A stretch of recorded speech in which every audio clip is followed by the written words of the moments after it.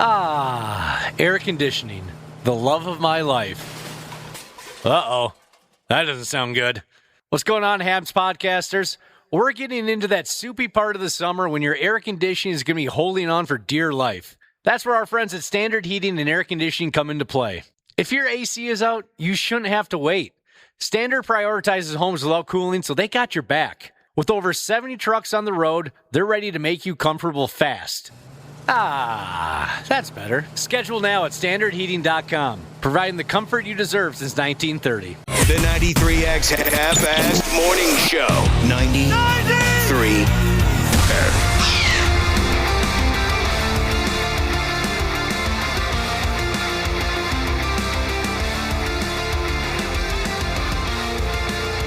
You want to hear what an F-off day sounds like? You came to the right place. Our latest F-off day is officially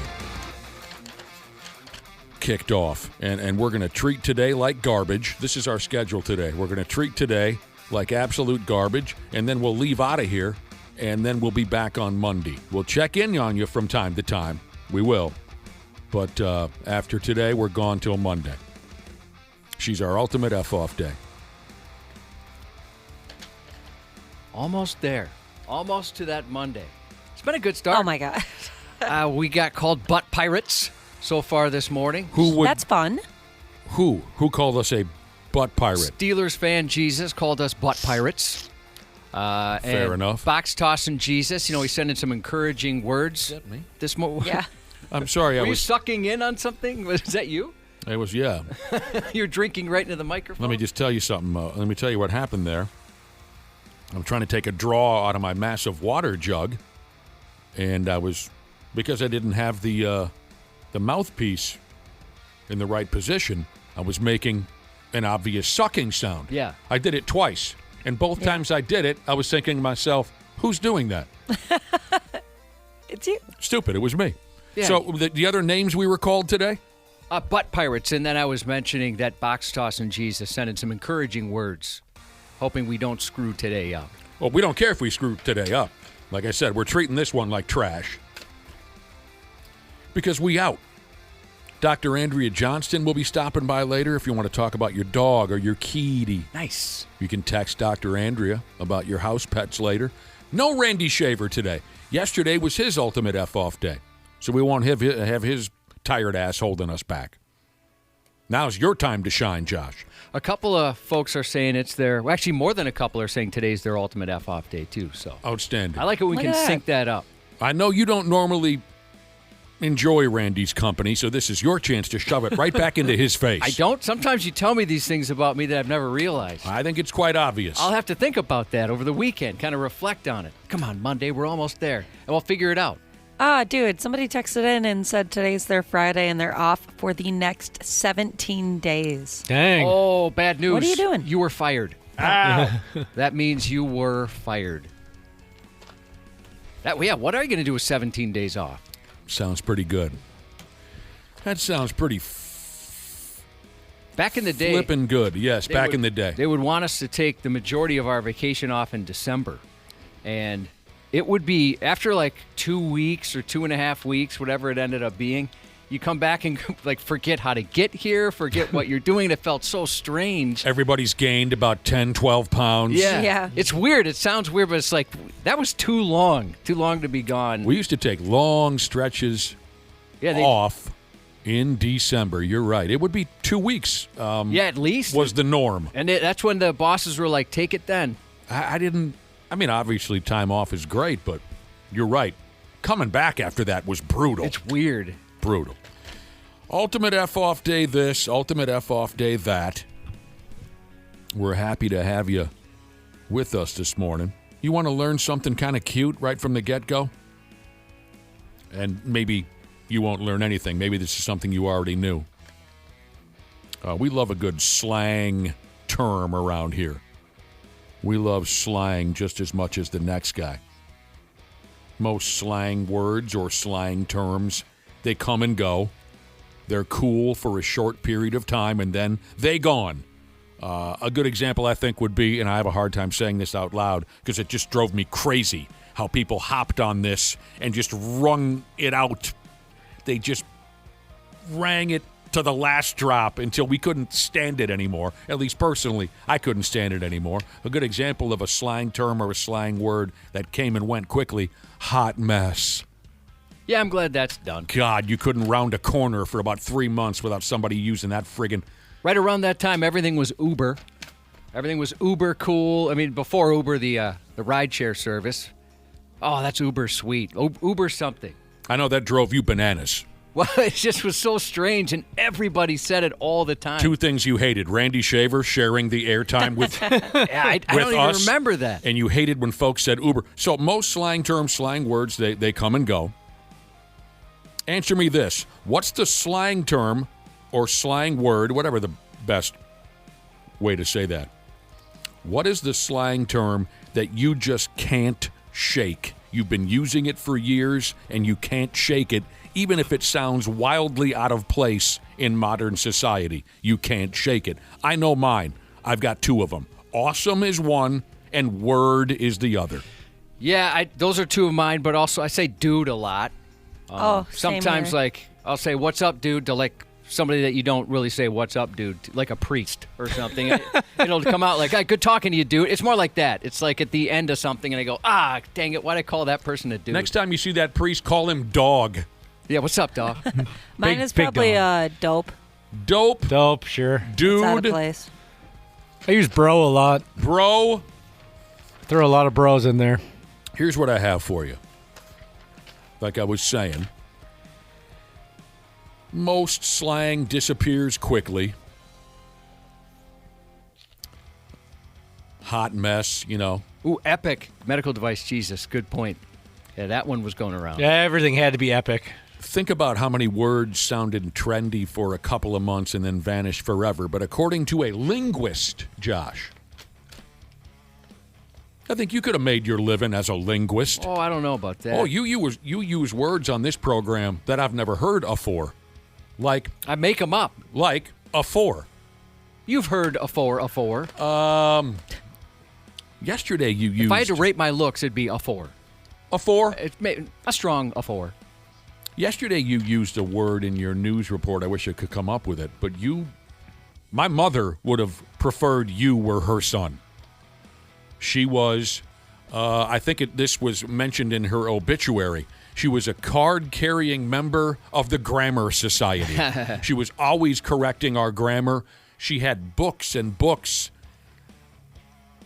dedicated to little-used, seldomly used words in the English language, and she would read all about it, and she would try to tell me, with your position on the radio, you should use that position to better your grammar. She was really into that. So she would have been very proud of you, Josh, if you were her son, because your vocabulary is impressive. Well, I'm not going to agree. My dad was a writer. Maybe just I'm That's used probably to that. where it came from. But what was there was a word I used off air before the show, and you kind of laughed at it. Oh, yeah. Well, we were talking about a person. It wasn't so much a word. It was just the way you said it. Oh, okay. We were talking about someone that we really didn't like, which is a favorite conversation of the Half-Ass Morning Show when we're off air. we love to drag people through the mud that we don't. People have been very rude to us. They had it coming. Damn, how did you say it? We were talking about this person that we didn't like, and we've settled on that now. We don't like this person. But at first, you really liked them. And you said, damn. Well, no, that it was actually, we were talking about somebody who we do like, and their significant other, their current significant other. I had said, have you ever met her before? And I said, dang it, I can't remember. It was something like, she's lovely. It wasn't that. It was some weird. I had it and I lost it. So here's the thing. There is one slang term that has stood the test of time. There's one, according to this linguist, who has made appearances on PBS, Josh. Oh, my parents used to watch the heck out of that. That's where there's a higher cut of society that hangs out on. Oh, I didn't know that. I wasn't aware. Really? PBS? Yeah. Fancy. That's where you might not. Ashley, when you punch the remote up, they might not even show up at your. I had like kid PBS. It's very when I was younger. educational. It might be too educational for someone like you. Coon Rapids doesn't get that channel. No, and that's by design, Ashley. And let's not forget, Ashley confessed the other day she thinks Mr. Rogers was creepy. You're in the that was Regular creepy or uber creepy? Uber. That was an Super Uber. unnerving statement when you tried to disparage Fred sorry. Rogers. I'm sorry. Yeah. PBS maybe doesn't come in your zip code. Yeah. Yeah, it's because it's Channel 2 and you guys can't count that high. That's probably what it is. Somebody said I say shoot a lot. Well, it's not Yeah, really you do. a slang term. And No. That's a little different, but yeah, you do say shoot. You also say, yesterday you said jeepers.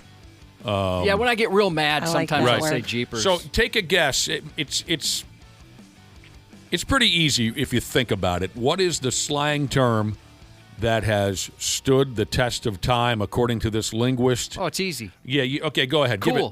it cool. I guess I wasn't considering that a slang term. Oh, also, I'm glad Maybe this I one's- don't know exactly what it's. That's how it's written in the article. Yeah, it's slang. Yeah, slang, cool. I'm glad this one's gone. Hot. Everything was hot. Oh, right. That's Oh, hot. that's hot. Thanks to, what was her name? Paris Hilton. Yep.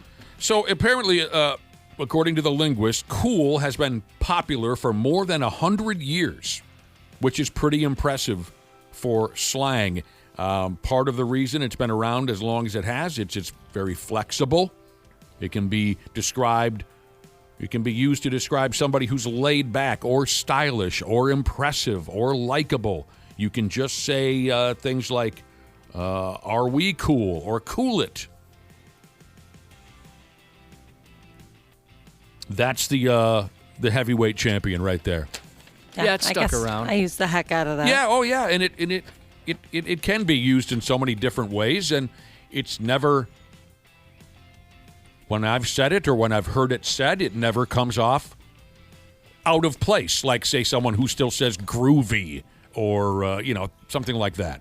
Cool is the champion. I have a buddy who says salty a lot, and in a lot of different That would ways. get to me.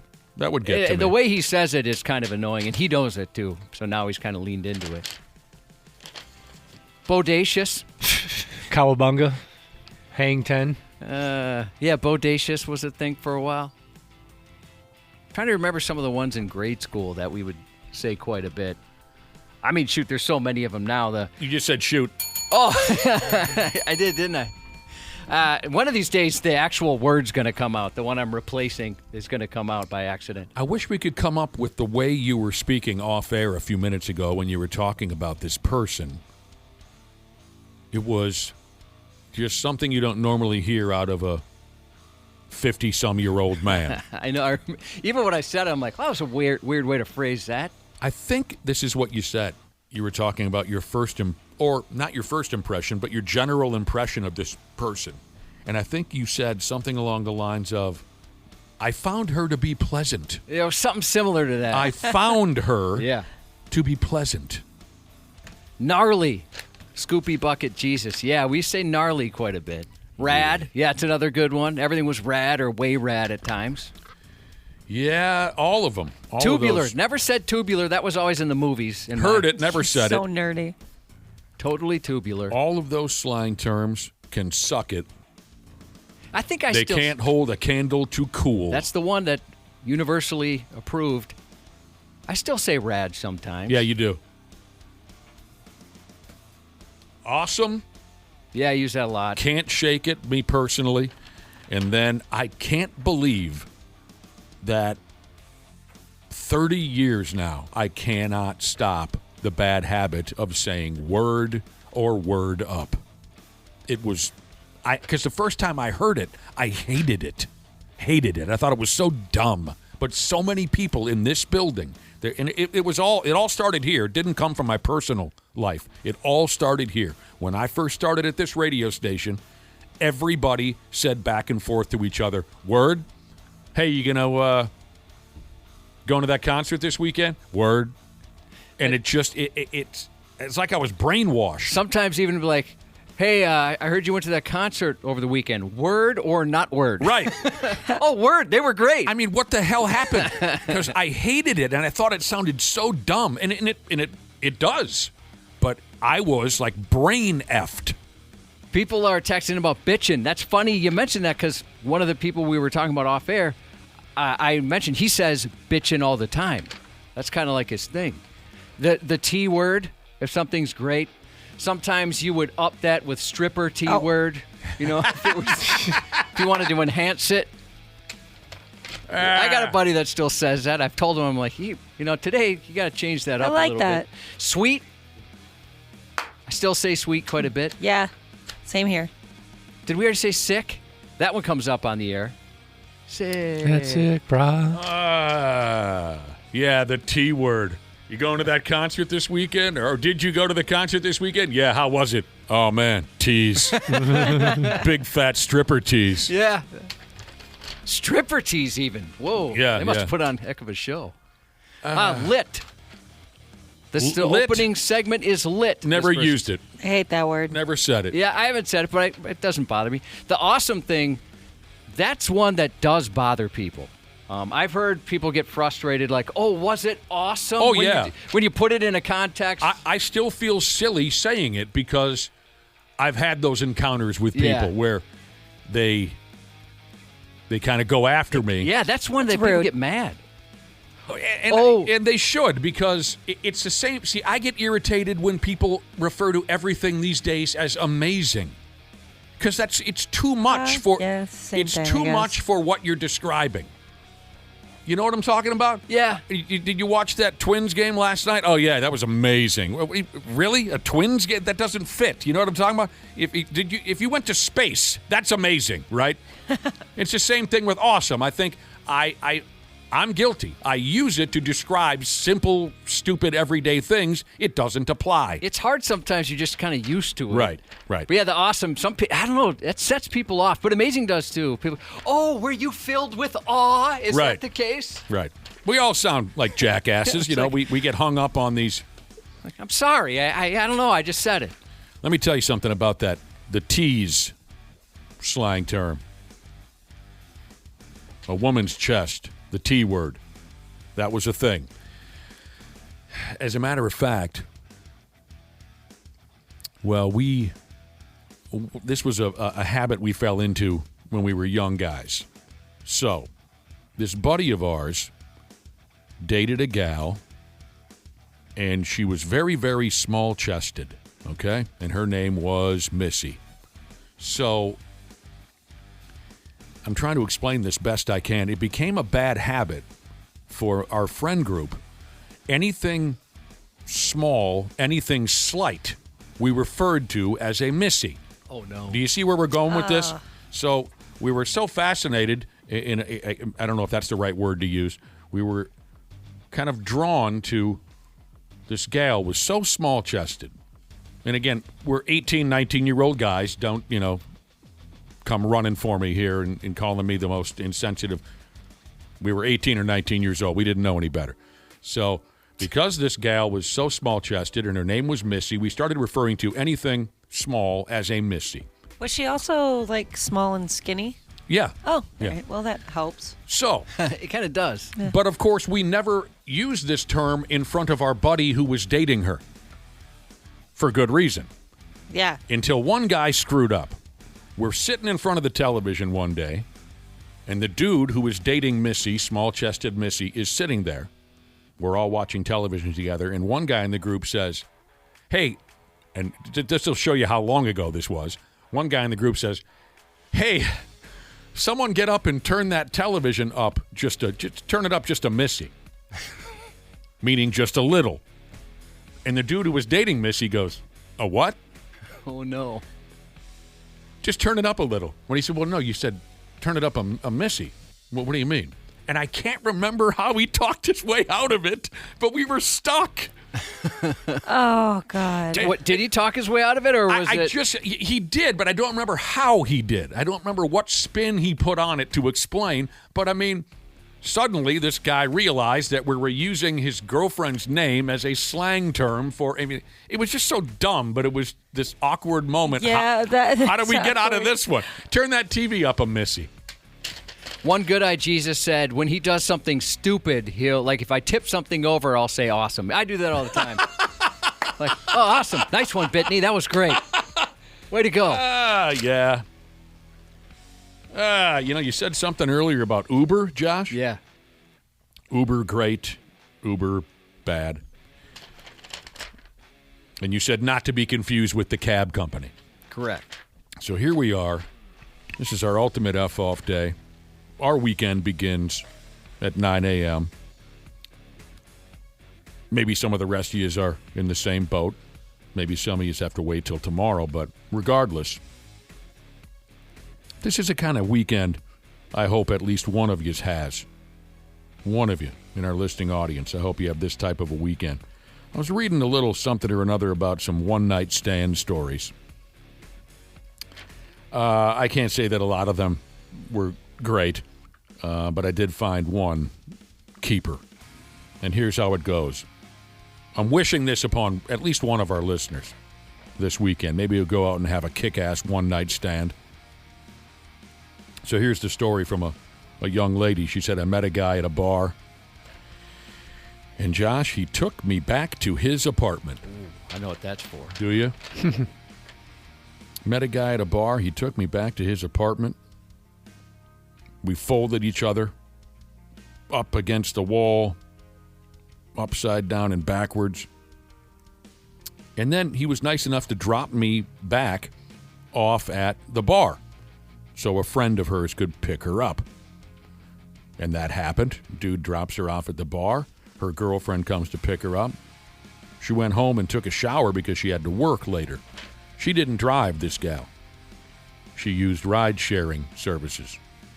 So she had to go to work. She called an Uber to take her to work. And the dude that she just folded was her Uber driver. Oh, no. No. That sounds terrible. How you been? What's new? I'm going to give you the same review for the intercourse last night. 5 stars.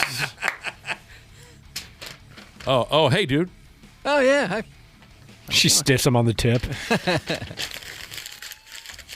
That sounds miserable. Wow, There was I would one definitely stiff him on the sounds tip, kinda- Dana. I'd feel weird, like, giving him extra money. Well, I mean, it wasn't like they had a bad time. They had I know, they had a great but time. still. I mean, if the dude went limp or she pooped on his bed or something, and then they met an hour later for an Uber, that would, oh God, you again? I was hoping I'd never see you. But it sounds like at least they had a good time with the folding. I would think that'd be kind of fun and funny. Oh my God, how'd this happen? I don't think I'd be embarrassed by that. I wouldn't be embarrassed, but I'd be like, oh, all right, I thought this was over. All right, let's just have stupid conversation. I thought once I washed all of you off of me, this would be over. Yeah. But here you are again. I think it would kind of be like when you say your goodbyes at the exit of a restaurant and then you realize you parked next to each other. Yep. That's kind of how it'd feel like, oh, shoot, we had such a nice farewell and we're kind of starting over here. Crap. Why don't I should start asking people where they parked so I know where to say goodbye. Turn your microphone up, Missy. I can barely hear you. I can't. I have no control over it. You know, Ashley, let me ask you something if you don't mind. What's up? I think if women used a part of a male's anatomy to suggest something was great, I'd be quite honored. Although now I worry that, I mean, when you say like a T word, that might offend somebody. How do you feel about that? I guess indifferent. Okay. I kind of just like, whatever. Like, how don't cool be would it- insulting. Like, But- gentlemen, how cool would it be if women are like, wiener? Like, well, okay, that's something you might say for bad. But, oh, yeah, why say it bad? But, you know, if you say something like, boner, and they're like saying this is great, that'd be kind of Well, cool. like a group of girls sitting around, and one of them says, I'm going to Mexico this weekend for vacation. And the other girl says, oh, Mexico, that's totally penis. Yeah. Yeah, okay. Wouldn't that be great? Yeah, I guess that would mean that penises are good in that circle of friends. Right. They refer to penises as the highest of all I never thought positive. of that before. It's a positive thing. Yeah, it's positive. Yeah, positive. But how, like, yeah, if you call anything, if you say something's penis, that means it's negative. But if you say something about, like, something's boob related, that usually means it's good. I think that our July 10th Independence Day boat party is going to be total vagina, dude. Oh, yeah. man. You know what I You're mean? not kidding. That thing's going to be vag. Oh, dude. That's good. It's positive, actually. We like vagina around here. Yeah. So when we say that, we're I say saying, that negatively. It's going to be labia and labia majora. Oh! That's the way we're rolling. Not minora, majora. that is going to be the labes, dude. Totally That boat labes. party, labes. Oh, my God. You know, it's going to be patriotic. Labraham Lincoln's going to be there. You know what I'm talking about? Actually, will you start using penis in a positive term? I'll try. It's going to be a hard habit to break. My wife hates them. She always says how ugly they are, especially mine. Here's trash. She's not the only one. She thinks what's ugly on you? The male anatomy is disgusting. You're the one who thinks your anatomy is disgusting. Oh, I hate it. Your wife You're enjoys projecting. it. Your wife is fine with it. She probably's better off than I am. Yeah, I hate it. She's made that statement before. Trash Daddy Jesus texted in. Yeah, this is speaking my language. He said, "Have you ever heard anyone say balls?" You know what? Oh, yeah. Oh, yeah. I love that. I use Absolutely. I'm an balls guy. Instead of like shh or damn, you say balls. Sometimes I even throw this into the mix, Cubby. Sometimes I even say balls Mahoney, which is a tribute to one of my favorite ECW wrestlers. So there you go. We got to get going again. Dr. Andrea is going to be here a little bit later. But it's an F-off day. You just don't know. Maybe we'll play 5-6 songs in a row. Was that? Oh, that was a terrible show last week we heard. What show? Remember One we played- person said that. Well, yeah, but it still sticks with me. You know. What happened? Remember last year we were Last criticized, week. or excuse me, yeah, last week we were criticized for having a crappy show because we No. played- That's not at all what happened. One dude thought that I was being a pain in the ass. One dude referred to me as being on my period last Friday. It had nothing I thought to do it meant with the whole show. No. He was attacking me. He wasn't attacking the program. And what you're referring to is was it last Friday? We played Huey Lewis and News. We played Seven Dust because we felt like it, right? Yeah. That guy wasn't trashing those ideas. He just didn't like me. So don't worry about that. So maybe we end up playing some more oddball music. Like I said, it's an F-off day. That just reminds me. People were saying, "Gosh, that guy sounds like a dick." Again, negative connotation Right. to the Sorry. penis. Yeah, we got to take the dick back. We do. Let there's- us withdraw the dick. I don't think there's any there's no turning back on that one because I even enjoy calling a negative person a dick. Yeah, me too. But we got to stop. We can't perpetuate this negative stereotype of the penis. It can be turned maybe if we try hard enough. Stupid news is our next move. We'll get to that in a few minutes on the program ski. 93. Air conditioning, the love of my life. Uh-oh, that doesn't sound good. What's going on, Habs podcasters? We're getting into that soupy part of the summer when your air conditioning is going to be holding on for dear life. That's where our friends at Standard Heating and Air Conditioning come into play. If your AC is out, you shouldn't have to wait. Standard prioritizes homes without cooling, so they got your back. With over 70 trucks on the road, they're ready to make you comfortable fast. That's better. Schedule now at standardheating.com, providing the comfort you deserve since 1930. Years of hard work, and now you've got pain in your back, your shoulders, your knees, maybe your joints. You need help. Randy Shaver here with the answer. Dave Bialke. He's got over 30 years experience in getting workers' compensation benefits for people just like you. Don't suffer. Call Bialke Law today. 763-571-2410 or go to bialkelaw.com. That's BIALKE law.com. And it spells relief for you. Square up. Yo, what's going on, man? It's Andre Berto, two-time world champion. Today's guest, NFL legend, media mogul. What's up? Ocho Cinco. What's good, baby? We call them gym fighters. Yeah. These guys are in the gym, they can probably beat the hell out of any world champion you can think of. Yeah. When that bell rang, and them lights on, you got 10, 15,000 watching. When I stepped in that ring, I think boxing is becoming great again. Square up. Follow and listen on your favorite platform. Let's go. Stupid news on the Half-Assed Morning Show. God dang. Yeah, we'll get there. Got a brand new Stupid News report ready to roll. But first, Josh had some concerns earlier in the program. We were talking about slang terms, words. We were basically talking about words. And Josh's concern is that male genitalia, it's used so negatively. Like when we meet someone we don't like, what do we call them, Josh? We call them a dick. A dick. He'd like to see male genitalia be used with a more positive spin. Like, say, the example that you came up with earlier was we dudes, some of us, when something is good, when something is wonderful, we refer to it as tease, the T word slang for women's breasts. See that concert last night? Oh, dude, it was big old tease, man. Tease. Stripper tease. You'd like to see that kind of a positive spin put on the rod. You know, it's like women are always objectifying us, right, Ashley? Yes, And obviously. So it'd be Ow. nice if... What happened? Hurt myself. That did look painful. Oh, yeah. So it'd be nice if you could just give us this a little bit. Yeah, sure. Why not? If you're going to treat us Yeah, like you pieces guys of meat. you guys go through so much already. Yeah, centuries of it. Oh, yeah, it's about time. You know, it makes me concerned for the ass. I'm an ass man, and I'm not trying to steal Randy Shaver's gimmick or that of television wrestling all-time great Billy Gunn. You know what I mean. I am an ass man. Sure, a big old set of cans is wonderful and this and that, but some guys like legs, some guys like feet. I'm an ass guy. Yeah. Lately, Josh, I'm sure you're well aware of this, suddenly when people experience something negative, they say, that was ass. Yeah. Yeah, I say that. I hated that movie. It was total ass.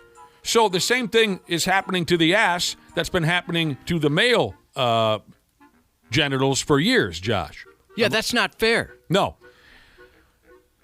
Back to the... and it can be confusing to someone like you. Sure, because I always think of ass as Yeah. positive. Yes, I do. So back to the, male genitalia could use more of a positive. One listener put it like this. This is, I guess, how it all started, how things started to go bad for the pecker. A listener says simply this: Richard needs a better marketing team. Well, the slang of male genitalia, this is hyper specific, but in poker, no limit hold'em, if you have the best hand, it's called having the nuts. So that's a positive one, but again, it's very specific to one thing. That's got nuts is usually a positive. Yeah. Right. Isn't that funny? But how then again, your nuts. Mm-hmm. But I suppose that's probably not related to a penis. it's not. This is Or all. genitalia. It's all very complicated, but So many layers to this we're unraveling. it's fascinating, right? Because the penis, the wang itself, is usually perceived to be negative, but nuts are a good thing. Mm-hmm. So we got that going for us, at least. And how do I use it as an example? Like, you did something brave. Look at the nuts on that guy, right? So they work as a team, the rod and the nuts, but yet they're both perceived so differently. One so positive and the other negative. Yeah. It's hard to keep up. Yeah. And I know what some of you are saying. How much grass did you folks smoke before you went on the air? It's a Friday. This is fun. We're exploring how these things have... It is our Friday. All right. Yeah. I mean, what's worse than a dick? A bag of dicks. Right. You just up that. Right. And then they want you to Multiples. consume it. Go eat a bag of them. Eat of them. All right. Do you guys remember when I got you a bag of dicks for Christmas one year? Those bags of dicks? The no. little candies? No. Oh. No? I thought you said you were. I thought you said you were going to, No, and I then did. you never did. I did. No, I do not recall. All right. That was a waste. I just wanted you guys to eat a bag of dicks. And I'm sure we happily did. We just don't recall. Gobbled them up? I'm sure we gobbled them up like it was prom night. Okay. I had multiples in my mouth at once. Look at the balls on that guy. Yeah. He's not afraid. Let's get it going here. Let's get after it. To start today's Stupid News Report, here's another one of those types where all you can really do is just turn your back on them and move on. You gotta let some people go. We'll say it again. There's no helping some people. It's too late for help. So F them. I know it sounds cold, but I think that's the approach we need to embrace around here. Some people, just F them. Let them go.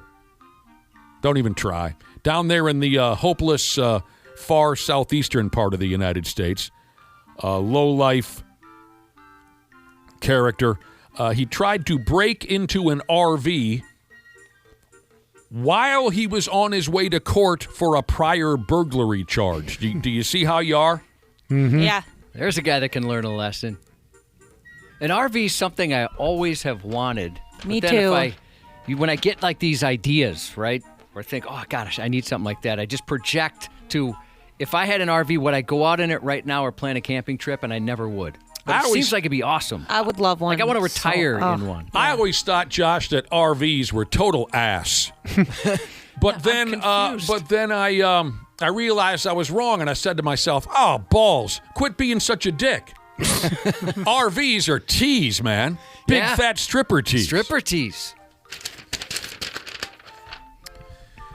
A guy, he tried to break into an RV while he was on his way to court for a prior burglary charge. The family that lives in the RV says that dude who was trying to break in, the family says they were all sitting inside.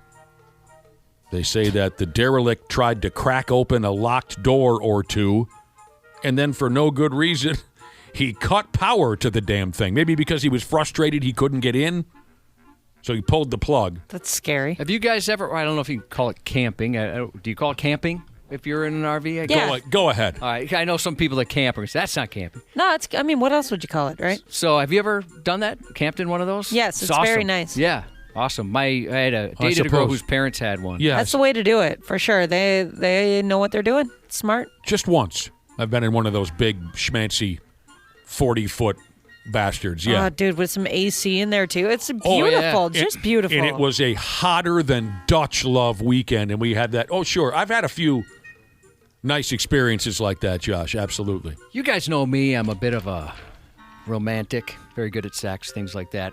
I tried to... Very good at sex. Yeah, very that's good. usually what people who are good at sex say. What are you trying to say? Nothing. Continue. Well, that's interesting. Yep. Well, I'm very good at it. And I tried to be romantic with my girlfriend at the time, so I bought some red wine. I'm not a wine guy, and I didn't know about it, and I put it in the fridge, and she was fancy, and she berated me saying, "You don't put red wine in the fridge." Oh, and I I ruined do. it. I ruined everything. My wife's not fancy then. I put red wine in the fridge, but that's because I don't think that, besides like coffee or a hot chocolate, your beverage should be ice cold. Thank goodness that I'm so good at sex. Otherwise, I would have ruined that whole weekend. Oh. Will you call her and let her know she's stupid then, Ashley? Yeah, I got you. Who was this? One of your ex-girlfriends? Yeah. She hollered at you for putting red wine in the refrigerator? Yeah, she thought I was just completely uncultured. Did you guys? Whatever. Did you make up by having like a hate F? I've never had a hate F. You have? I hate your guts. Let's make love. Who hasn't had a Yeah. hate F? Oh, yeah, of course. Come on, Cubby. Well, how do Hate you, somebody out. and then F them. how do you convince somebody you hate to F? There's no convincing. You just attack each other. Yeah. It's violent. It's terrible. mutual. Something Yeah, that it's a happens. mutual attack. Can I tell you something? You go right ahead. I'm not very good at sex. Well, I guess not. You never even had a hate F. Nah. I mean, honestly, I'm probably pretty bad at it. All right. I'll be the judge of that. Would you really as a friend? Yes. Hey, honey, I'm going to sleep with Dana. I mean, this is not sexual. He's just going to give me his honest opinion. Yeah, this is just research. Yes, glamping. People are saying glamping. Ah, yeah, that's the term. I knew it, and I just didn't want to say it. I was afraid to say It's an annoying term. I don't Yeah, want to say I it. don't I like didn't it. want to say it. Yeah. Just it say came to fancy mind. camping. All right, so Crackhead is breaking into the... Well, maybe we don't know that he's a crackhead yet, but Derelict is breaking into an RV. There's a family inside the sumbitch. Terrified because they're in the dark now. He pulls the plug on the operation. The owners call the cops. The idiot turned out to be a 34-year-old feller called Devon. When the police pulled up on Devon, he was dressed up as a lady, don't you know? He was wearing tight leggings and a cute little midriff-bearing tank top, and he told the cops that's why he was trying to crack open that RV. He told them, hey, I'm on my way to court, but I don't have any clothes. I don't have any men's clothing. So he said he was trying to break into the RV so he could steal some bro clothes. He didn't want to go to court dressed as a woman's. I guess that's a good reason. He was desperate. Yeah, it kind of changes things a little bit. Yeah, if you're going to have a reason. I mean, what did he say now? Yeah, he didn't want to go to court dressed as a lady. The police were absolutely shocked when they found a fat bag of meth rocks on Devon. you're right. You're right. Devon he's all done now, Josh. He's all done. Yep. As he probably should be. Yeah, I appreciate the support. Your friendly neighborhood garbage man, Jesus says, instead of me saying I'm good at sex, efficient is a better word. Yeah, you're right. I'll wrap it up quick, and it always works for me. I used to deliver lube by the truckload, Jesus said that my sex can't be that bad because I have one sex trophy, meeting my now 14-year-old. I wish I could take credit for that, but he was IVF, so it just means I'm good at jerking it. That's so sad that that's not even true. Yeah, the proof is I at least one time in my life masturbated. Let's get you a Tugger of the Year trophy. Yeah, I can't say that I knocked my wife up. No. I just impregnated a cup. Just a big golden dong with like an eruption coming out of it. I would proudly display that. Right in the living room. With a hand on it. You gotta have a hand around it. Gross. I love it. That is pretty disgusting. In what way? All right, what do we got here? Oh, sure, meeting up with your probation officer. I've never had the pleasure. Some of you derelicts know all about that kind of a thing. I've never been in that situation where I had to meet up with my probation officer. Here's one way to do it. A young kid up there in Canada. Yeah, he effed it all up. Peckerhead showed up to his probation appointment in a stolen pickup truck. And that's something that most probation officers will catch on to when you roll up onto the scene in a stolen vehicle. Sounds like the dude on probation, he wasn't driving. He had one of his bro hammers driving him around. But it was a stolen pickup truck.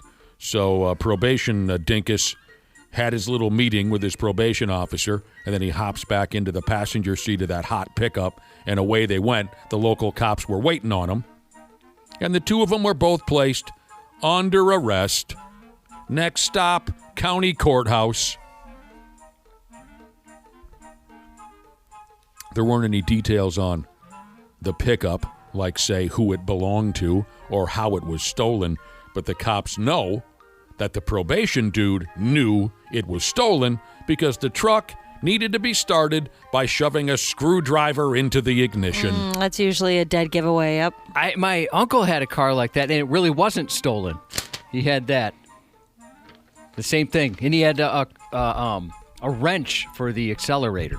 His car was a piece of crap, but he knows how to fix cars, and he's so cheap, he didn't want to buy any replacement parts. A wrench was on the floor of the vehicle. That was his accelerator pedal. Wow. That's some serious MacGyver stuff. I don't think that's He couldn't find recommended. anything. A guy that creative couldn't find anything better than a wrench? He's just Huh? that Good stubborn. point, yeah.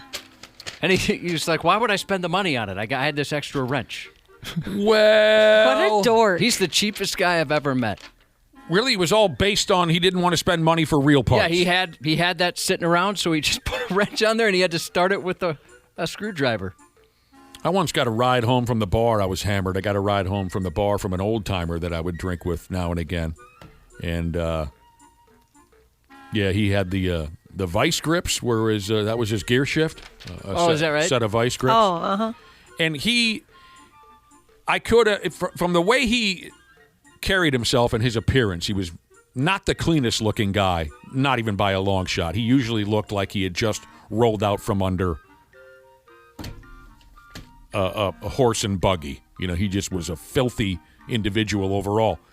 I probably should have guessed that his motor vehicle was operated by a vice grip, set of vice grips.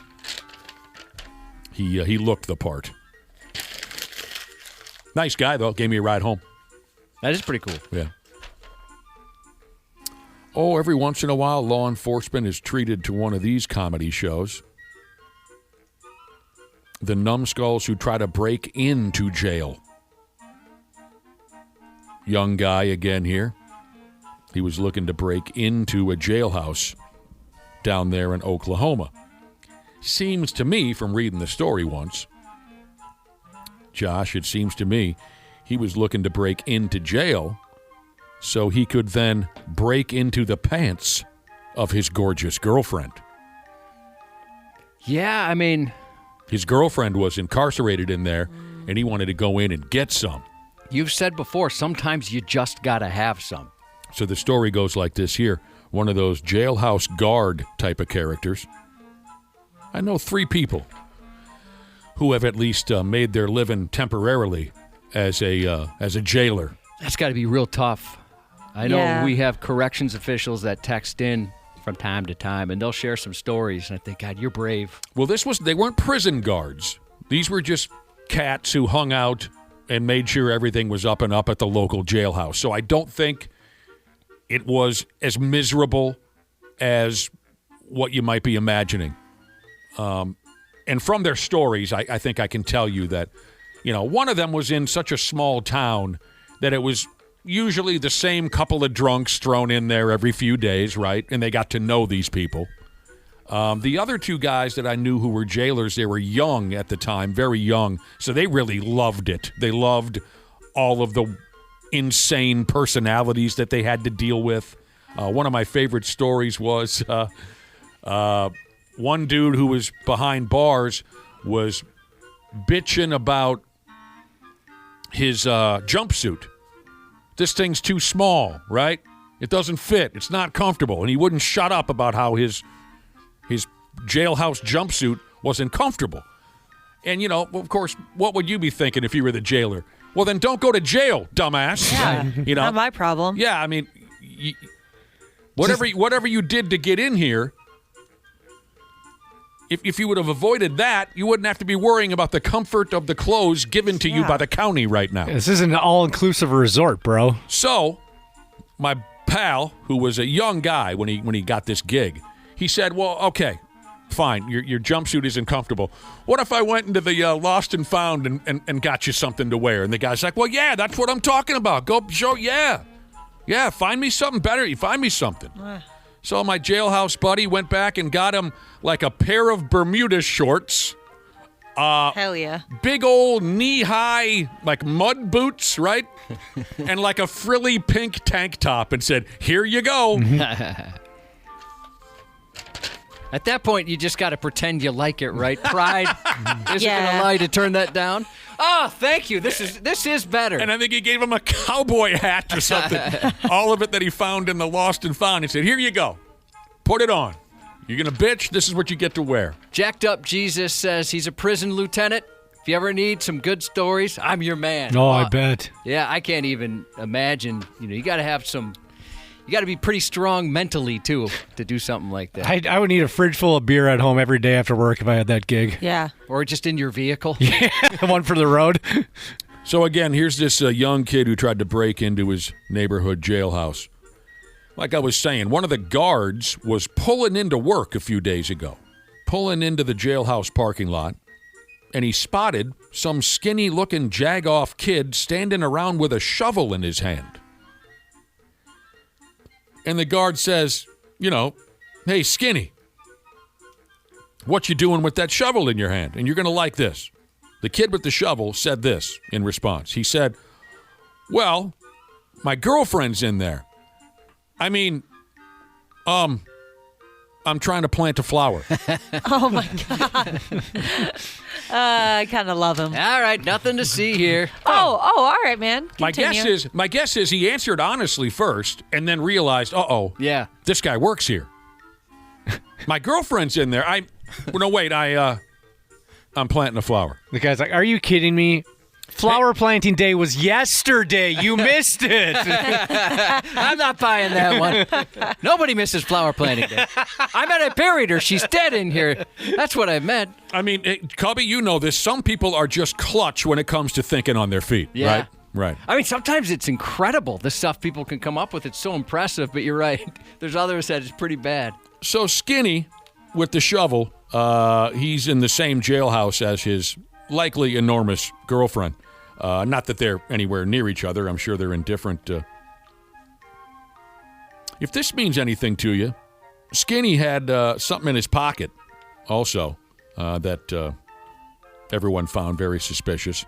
Skinny had what they call here a ferro rod in his pants. What kind of rod do you keep in your pants, Josh? Wimpy. Is it a wimpy rod? Crooked. A ferro rod, if you don't know, is some type of a fire starter kit. I've seen one once or twice.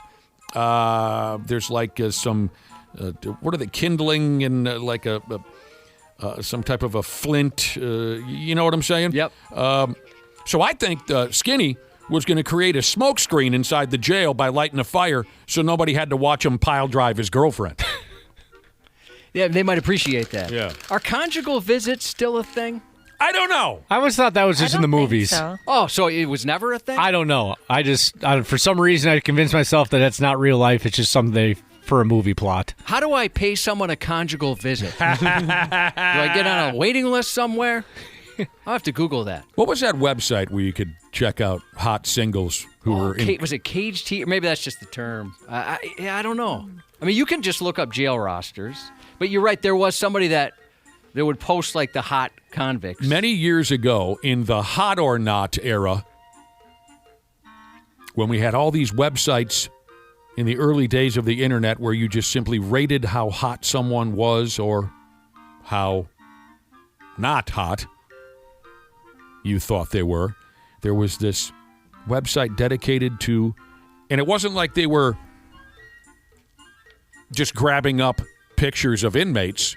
These were inmates who volunteered, you know what I'm saying? Inmates who willingly put their pictures up online so people could check them out. I wish I could recall the name because that ate up a few hours around here back in the day.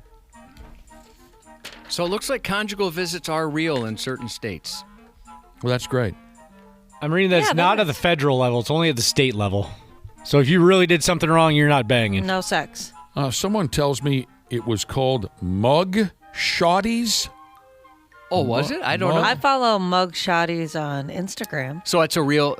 Is it the same thing that we're describing here? It's just like they don't really post anymore, but every maybe once a year they'll post just like some hot girl mugshot. Yeah, that's not what I'm talking about because again, this wasn't just, two dorks who owned a website grabbing up pictures offline of attractive inmates. These were inmates who voluntarily put themselves out there like, who wants to bang me once I get out of this joint? So it doesn't matter what it was called. It was fun to look at. You know what'll kill some time? Have you guys ever done the Friday Photo Fun match game on smokinggun.com? The Friday, one more time? It's the Friday Photo Fun match game. No. So they have a bunch of mug shots, and then they have a bunch of crimes. And you have to see if you can match the mug shot to the crime. Count me in. That sounds awesome. It is fun. How have you done in the past when you've played the Friday Fun Time Showdown photo game? Not well. No? I thought, I'm going to be pretty good at this. We read a lot of stories around here, but no, I've messed it up. I mean, there's some you can kind of tell, like especially if it's this person, the drunkest person in Washington County, and you'll see somebody who is obviously plastered. That's easy enough, but sometimes it's a lot more difficult than it looks. But, I've played it with the family a few times, and the conversations around it are fun for people's reasonings. Well, look at the bloodshot eyes, or, this person looks like they're about this age or something. So right. That part's kind of fun. Yeah. But we've killed some time playing that before. I'd like to play that sometime. All right, Jacked Up Jesus, who's got some stories. Prison lieutenant. Conjugal visits not allowed in Minnesota. Well, Instead, what they do is they find a staff member to have sex with. oh, That's so kind. So that's it. I don't get on a list. I just get employed. And that's how I have the conjugal visits. I am good at sex. that is on record. Yes, we have that officially on record. All right, this one loses me right away. I don't believe in anything like this, so I'm just going to go ahead anyway, and we'll see what happens. It says here, gals who are all up and ready to be married, brides-to-be, engaged women, however I should be saying that. Gals who are all up and ready to get married, they're paying witches to try and conjure up the perfect wedding day for them. Did you hear what I said? Yeah. Unfortunately, I did, So yes. Paying witches. I'm sorry your ears had to process that. The soon-to-be brides, they dial up something called Etsy, where you can supposedly get a hold of a witch. First off, I guess you need to believe in witches, and then you dial up Etsy, and you pay a witch lady to, say, cast a good weather spell on your wedding day. Rain is supposed to be good luck on your wedding day, though. And it says here, this is a viral trend. And it has exploded all across the wildly misinformed, evil, and soulless pages of social media. All the brides, Josh, are paying witches to cast a positive spell on their wedding day. Well, we're very excited. We have an upcoming wedding in the family. And as a matter of fact, we were just touring some sites for the reception. I never brought up the witch thing. I'll have to see how that goes over in the family. Because we want, of course, this thing to go well. Run that by them if you can. Seems reasonable, doesn't it? Weddings are already so expensive. This is insane. Let's just add how much is it? I bet it's not cheap. How much is what? The witch thing. $6.50. What? Yeah. No way. That's what I'll tell you. Here's one gal's story, and take this wherever you like it. I know where I'm taking it. I know I'm putting it directly into the trash can, but you can take this however you like. One gal said, the weather on the day of our wedding was due to be awful. But she called a witch and paid the witch to put a good weather spell on the wedding. And then she said we were all shocked to see the sun shining. And later in the day, yes, it dawned on me that it was the witch who brought the beautiful weather. It says here she paid a witch $6.50 to cast a good weather spell. Come on, everybody. You know what? That's cheap. Why not? Screw it. But, in the movies, that always comes back to haunt you, Ashley. Like, you get good weather, but then, all of a sudden you get herpes. Yeah, that's true. Something negative always happens afterwards. Well, now has to balance out. Here's a listener who says his wife did pay $300, and damned if we didn't have the best possible wedding date the entire year. Weather was perfect. You're saying, Cam O Runner Jesus, your wife paid someone $300 to cast a spell on your... Hell, you could have got it done for $6.50. I didn't pay anybody. And, besides, the later outcome, my first wedding was flawless. It was beautiful. Yeah, that was a beautiful day. I didn't think so. But although, was it a little warm? It was too hot. No. Yeah, and there were bees everywhere, and it was too dry. The air was dry. The bride was plain, if I remember. Plain. I didn't want to be there, but that was just me. You were a gorgeous bride, and you know it. Thank you. All right. By the way, back to what? What's happening? I don't know. That was Dana. Oh. A text got me, and then I backed away from it. Well, why don't you share? I can't. Why? I'm sorry. Why? I just don't think I could say it. Okay. Aw, man, I hate that. I'm sorry. I usually have my mic off for that reason because these texts will get me. And I wish we could say whatever we want. The text messages are funny, and sometimes they're so funny you can't say them out loud. Yeah. Yeah. And it'll get me. I try and hold it in, but you people are too funny. This is quite a compliment here. We got to get going, but this is quite a compliment.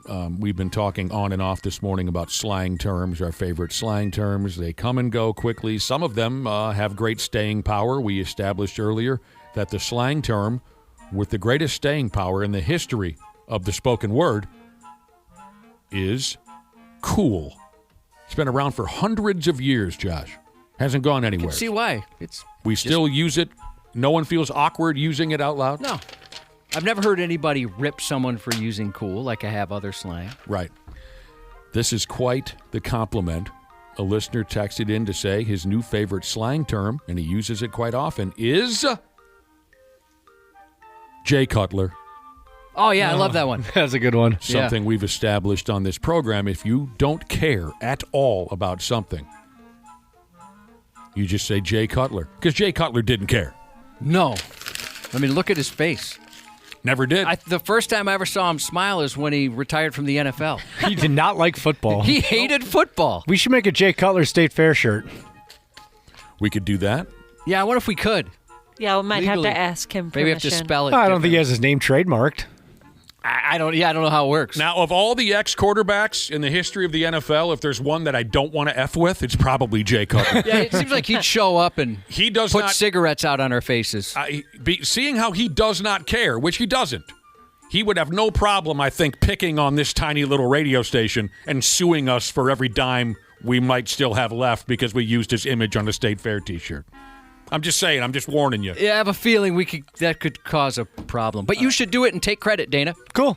What's his name? I'm not afraid of Jay Cutler. I am. I am. I'm afraid of everybody. Kyle Orton, I bet there's no problem. No problem with the legend killer, Kyle Orton. But Jay Cutler, I'd be a little wary around him. Sports on the 93X Half-Assed Morning Show. All right, here we go. I won't waste too much of your time. Twice this morning, Josh has claimed to be good at sex. And I believe twice. you. I believe you. I do. But then he took it back once as well, so I'm confused. Well, honesty came out, and then I decided I'm trying to, cool up my image. That's his And personality. cool people say that they're good at sex. That's his personality. He never wants to do too much self-promoting. He's not the type of guy to brag, and clearly neither am I.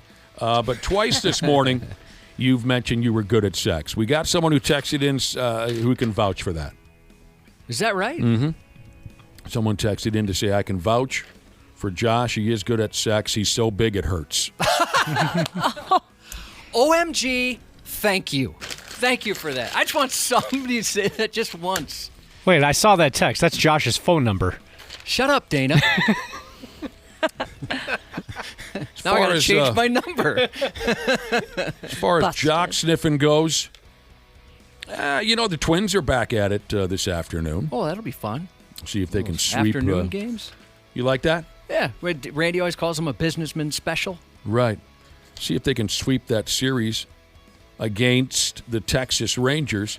10,000 cops today will be on hand for the New York Knickerbockers That's NBA crazy. Championship parade. 10,000 police officers. I mean, I know Wow. New York City is huge, but I mean, think like Minneapolis has 600 cops, and they got 10,000. That's not even. That's like a third of the force still. They say it's the biggest amount of law enforcement officers in one place. Are they all from like that area? Or are they like I'll getting explain them from it. everywhere? I'll explain it. That's a question I don't know if they're hauling them in from nearby communities, but there The will cops? be. Yeah. Yeah. It's all New York City It's cops. all New York City cops. Wow, They've got a force of like 30,000.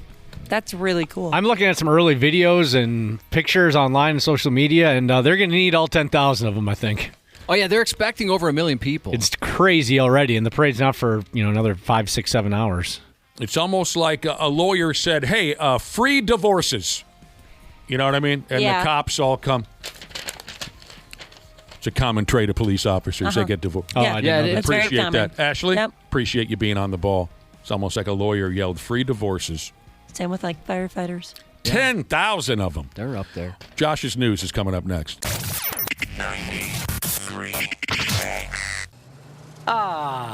Air conditioning, the love of my life. Uh-oh, that doesn't sound good.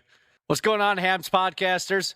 We're getting into that soupy part of the summer when your air conditioning is going to be holding on for dear life. That's where our friends at Standard Heating and Air Conditioning come into play.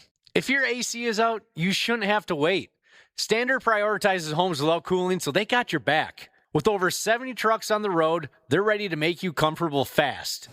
Ah, that's better. Schedule now at standardheating.com, providing the comfort you deserve since 1930. Years of hard work, and now you've got pain in your back, your shoulders, your knees, maybe your joints. You need help. Randy Shaver here with the answer. Dave Bialke. He's got over 30 years experience in getting workers' compensation benefits for people just like you. Don't suffer. Call Bialke Law today, 763-571-2410, or go to bialkelaw.com. That's BIALKE law.com. And it spells relief for you. Hey there, I'm Paula Pan. I help people make the smartest money decisions possible. If you don't control your money, it controls you. Yeah, you're not in control of your finances, and you have to look outside of yourself to live the life that you want. You're not in control of your life. Like, what is it that you actually want? Money should follow the dreams and goals, because sometimes we make the dream and goal the money, and you've overworked yourself and you've exceeded what you've needed for the actual thing you want. Sometimes we forget, like, what's the actual thing you want? Afford anything. Follow and listen on your favorite platform. Half-Assed Morning Show. Remember, there are no stupid questions, just stupid people. Police Department, we see enough, things going on here and know that is going on. Thank you, Cocoa Police.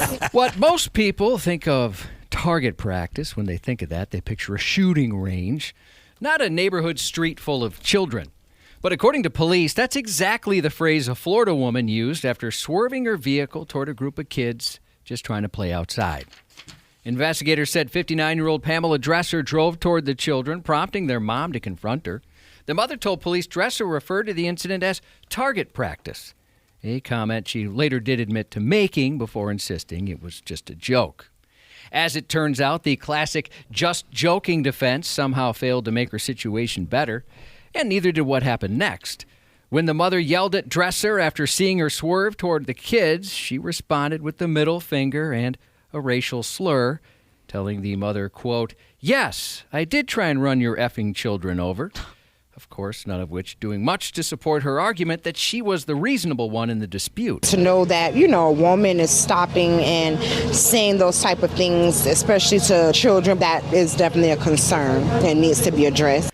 Police say Dresser wasn't finished making friends that day. According to investigators, she also threatened the officers who responded to the scene.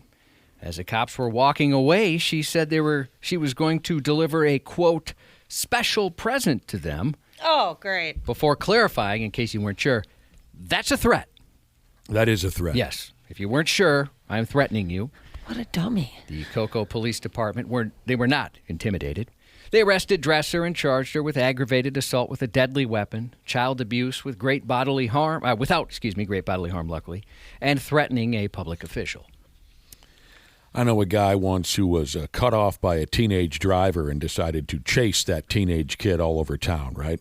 Couldn't let it go. He got cut off, so he's going to chase this kid. The teenage kid was terrified. He's rounding corners at, 60 miles an hour, trying to get away from this dude that I know. And finally, they both pulled into a parking lot, and they started hollering back and forth at each other. Cops show up. And the cop pulled the teenage kid aside first, got his story, and then came over to my buddy and said, you can't say some of the things you were saying to people. You can't threaten people like that. And my buddy said, well, what are you talking about? And he said, well, the teenage kid said that you told him you were going to kill him. And my buddy said, no. I didn't say I would kill him. I said I could kill him. He thought that made a difference. A friend of mine was telling me, it sounds a little weird, or maybe it sounds weird, but he's got a anger problem, and he's working on it, like road rage specifically. Like he goes nuts. He's working on it. He is working on it. Yeah.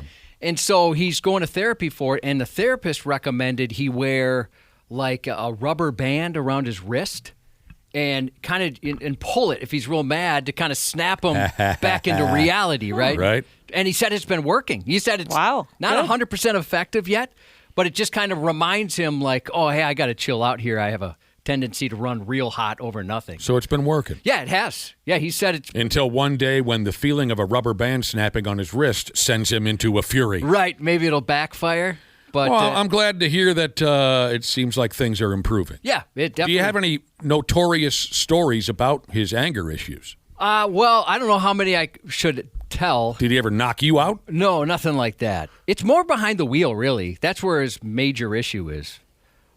He does what they recommend, where he takes his rage mostly and just pushes it down until it comes out on the freeway. That's what I was taught. That's healthy. Keep it down. Keep it all inside until one day you just blow like a effing volcano. That's what I was taught to do. That's a healthy way to do it. A Florida man apparently had enough of the sound of kids working on a go-kart in his neighborhood, so he grabbed a meat cleaver and a kitchen knife and launched a rather pointed protest against go-kart acoustics. The victims told deputies they were revving the engine of a go-kart while fixing it inside a garage shortly after 8 p.m. last Monday. Who do these kids think they are? When 60-year-old Richard Carter, who lives across the street, stormed over and began cussing him out. According to the victims, Carter threw a lawn chair across the driveway. Oh, God. And told one of the teens who was visiting a friend, "Get the F out of my neighborhood." The boys tried to calm him down, but the peace talks were over before they started. Instead, the neighborhood noise dispute skipped right past diplomacy and went straight to the kitchen drawer. Carter went inside his home and returned armed with a meat cleaver and a large kitchen knife. Okay, I'm out of there. I don't know about you. Deputies said Carter advanced toward one of the teens while holding the cleaver and threatened to bash his head in. He again ordered the teen to leave his neighborhood. At that point, one of the kids reportedly dropped to his knees and begged Carter not to hurt them, while the other terrified teen threw his hands up, jumped on his four-wheeler, and fled to his home just outside the subdivision. Yeah. By the way, these kids have all the cool toys. A go-kart and a four-wheeler. That's sweet. Body camera footage captured Carter admitting he threatened the boys with the knives. He explained they were simply the first things he grabbed because he was mad. He got mad. Moments later, he admitted the knives weren't his only idea. He also thought about grabbing a wrench. Despite the explanation, Carter appeared completely unaware he may have mishandled the situation, or that threatening teenagers with cutlery might not have been the ideal way to handle a noise complaint. "I didn't do anything," Carter told police. A deputy disagreed. I didn't do anything. Oh, Richard, you just said that you went and picked up the first thing you could get out of your anger when you confronted them, and it was a knife, Richard. I've had that conversation at home, but I'm like trying to figure out, how did you get that in your mind? I love him. How did that seem okay to you? Didn't do anything. Police noted there was a far simpler way to handle that situation. Carter could have just called the sheriff's office and filed a noise complaint. And according to authorities, it wasn't Carter's first documented disagreement with keeping his cool. Well, that's shocking. Yeah, right. This wasn't a one-off.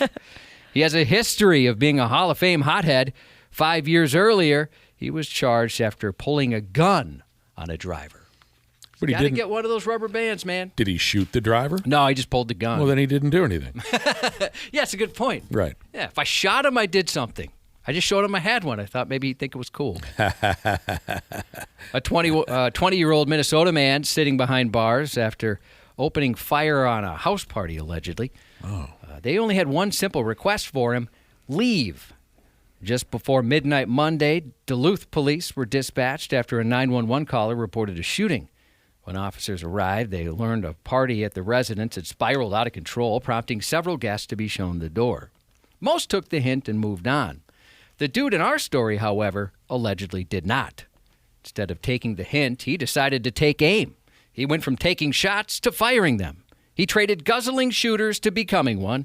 What I'm trying to say is he didn't take getting kicked out of the party very well and expressed that frustration one subsonic round at a time. Witnesses say as he was leaving, they saw him fire a gun multiple times into the front of the home, and he hit a 20-year-old woman inside in the arm. Jesus. I know.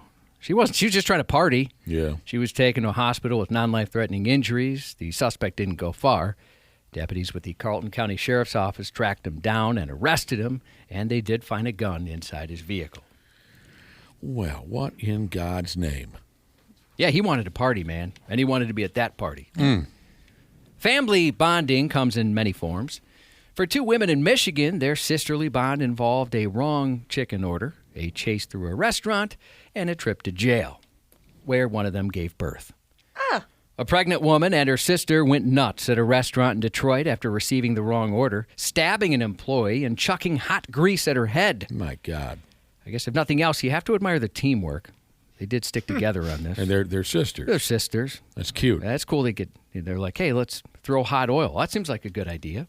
After receiving the wrong food order in the drive-thru, 29-year-old Brianna Long and her 26-year-old sister, Kiriana, went inside the store and began arguing with a 23-year-old employee. They ran behind the counter and began chasing the worker through the store and throwing items such as pots and pans at her. One of the sisters also picked up a pot of hot grease and threw that too. The employee reportedly defended herself by throwing a knife toward the sisters. Kiriana picked up the knife and carried on an attack. Stabbing the employee in the stomach, the employee ran to a car and hid while she called police. Paramedics rushed her to a hospital where she underwent emergency surgery. The sisters reportedly fled the scene, but cops later arrested them and took them to jail. Defense attorneys for the sisters claimed it was the employee who was the aggressor, and she told the sisters she didn't give an F about the wrong food order. I'm not sure where the excuse is yet here. The employee threw the items at the sisters first, the attorney said.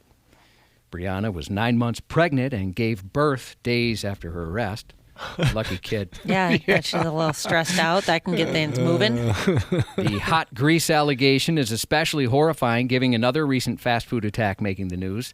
In California, a 20-year-old McDonald's employee suffered severe third-degree burns after a coworker threw scorching hot cooking oil on him, leaving him hospitalized and requiring multiple surgeries. Yeah, that stuff hurts. Oh, I can't even imagine how bad that was. It scars. That poor kid. Man.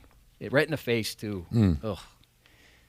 Minnesota actor and comedian Nick Swardson tried to tough out some serious abdominal pain, but his appendix had other plans. What he initially brushed off as painful bloating turned out to be something far more serious. He shared a video from a hospital bed yesterday morning urging fans not to shrug off sharp stomach pains. Hey, if you have a sharp pain in your abdomen, don't assume it's a super fart, or like I did, food poisoning. It can actually be your appendix, which is what I'm going into surgery for right now. It happened in the middle of filming, which I'll explain what I'm filming later. But yeah, so get that checked out. Don't wait on a sharp abdomen pain. And then shortly after, I'm getting David Spade removed from my phone. Dick and I both had gastritis, I think it's called. Had to go to the emergency room because they said, your appendix is bursting, you got to get in there. It was very embarrassing. Gastritis was very painful. It sounds silly, but... I imagine that's probably minor league compared to what Mr. Swardson went sure. through. Yeah. My cousin had to have her appendix removed, and she said the pain she was in was unbearable. So is gastritis, does she need to fart really bad?